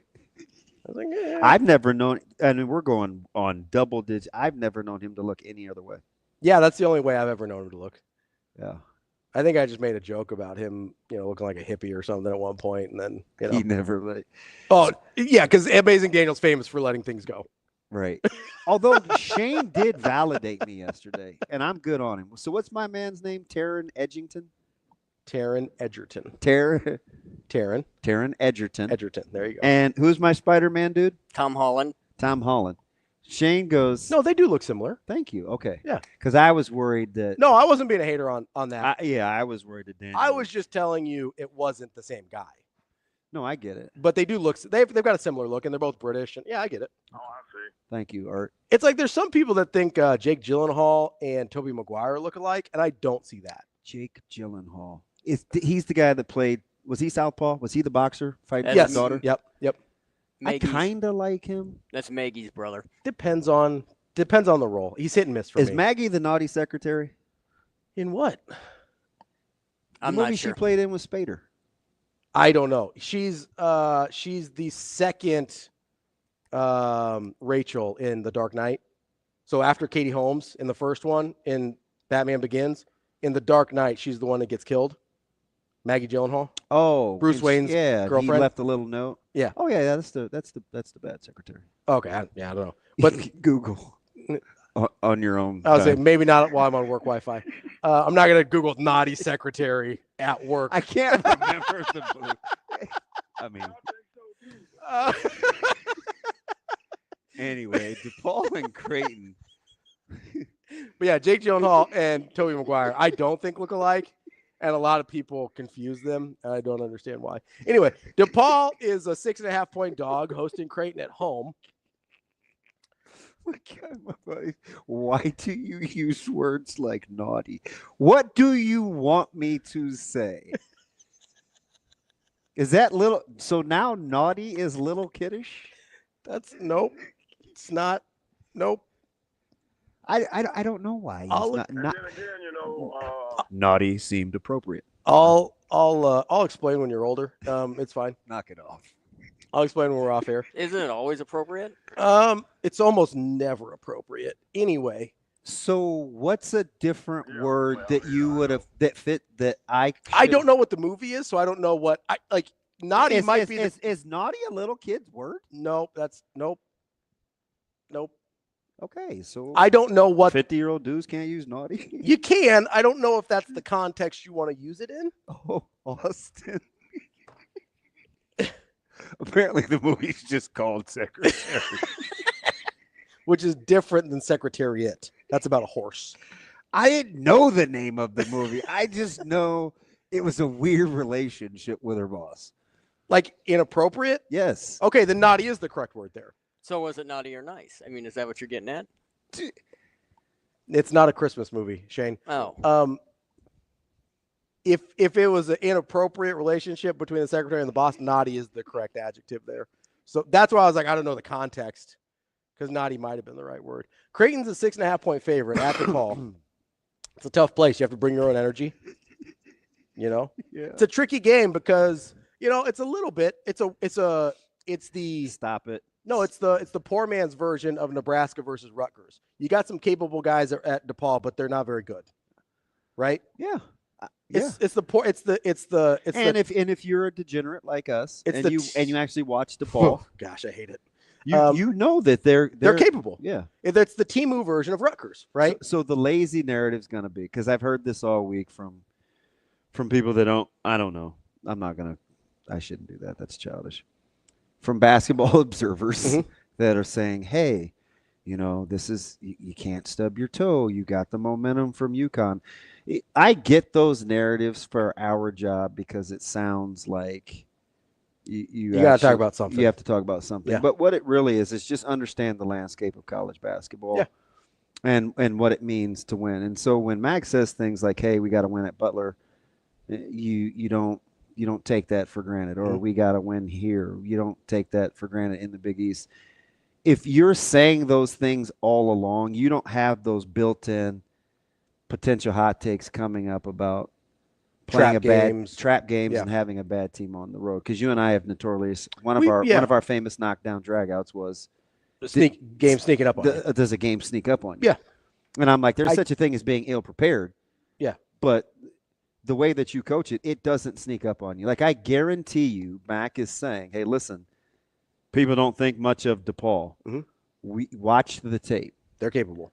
They're a bad basketball team, but they're capable. You're going to be like, man, that damn DB that's always telling me that DePaul has good players. They have good players. They're undrafted free agent Rutgers, basically, right? They've got guys like, would it shock you if a handful of these guys end up in the G League or on two ways? Like they're capable guys, right? They're not top 3 draft pick guys the way you have at Rutgers, but they're capable guys that would not shock me. And DePaul's like this a lot. Like Paul Reed and Max Strus played on the same DePaul team, and they were still bad. Yeah, I watched Paul Strus step on the out of bounds line twice in an Max NBA Strus? Max. Yeah. Day before yesterday. Yeah. Did the court shrink? That dude gets real minutes and matters in the NBA. Oh. He was. Did the court shrink and you not tell me? It did not. Although that was the thing that happened with Creighton a bunch like 2 years ago, where they would step on the sideline out of bounds on the corner threes constantly. Yeah. And I'm like, hey, did you not measure your practice court correctly? What's happening here? But no, it's a capable team that you look at. It's second round Rutgers. Like these are guys that are going to end up on two-way contracts or being good somewhere else. But you're going to get no credit for beating them. Yeah. And you will get absolutely hammered if you lose. I think you'll like CJ Gunn. Yeah. I do.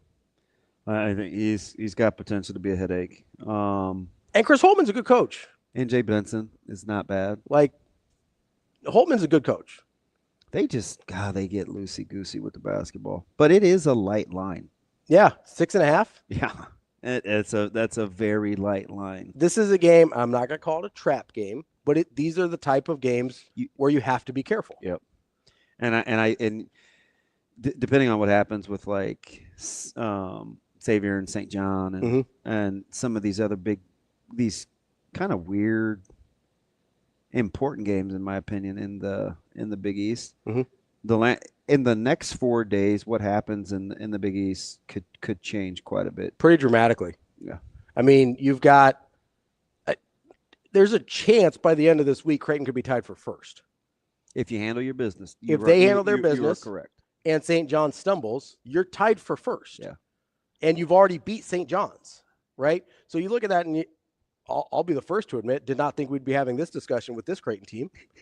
I'm glad you could be honest. Yeah, like it's bizarre world when I'm the Creighton defender. Yeah, look at you, just Creighton homer.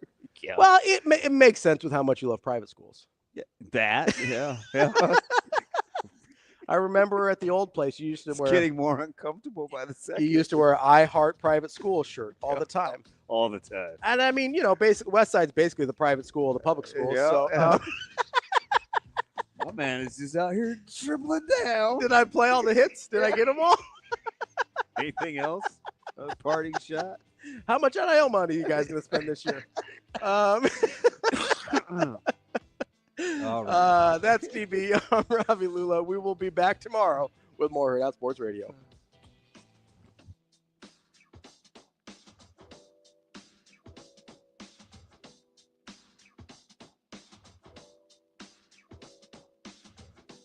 Have a good day. Love you.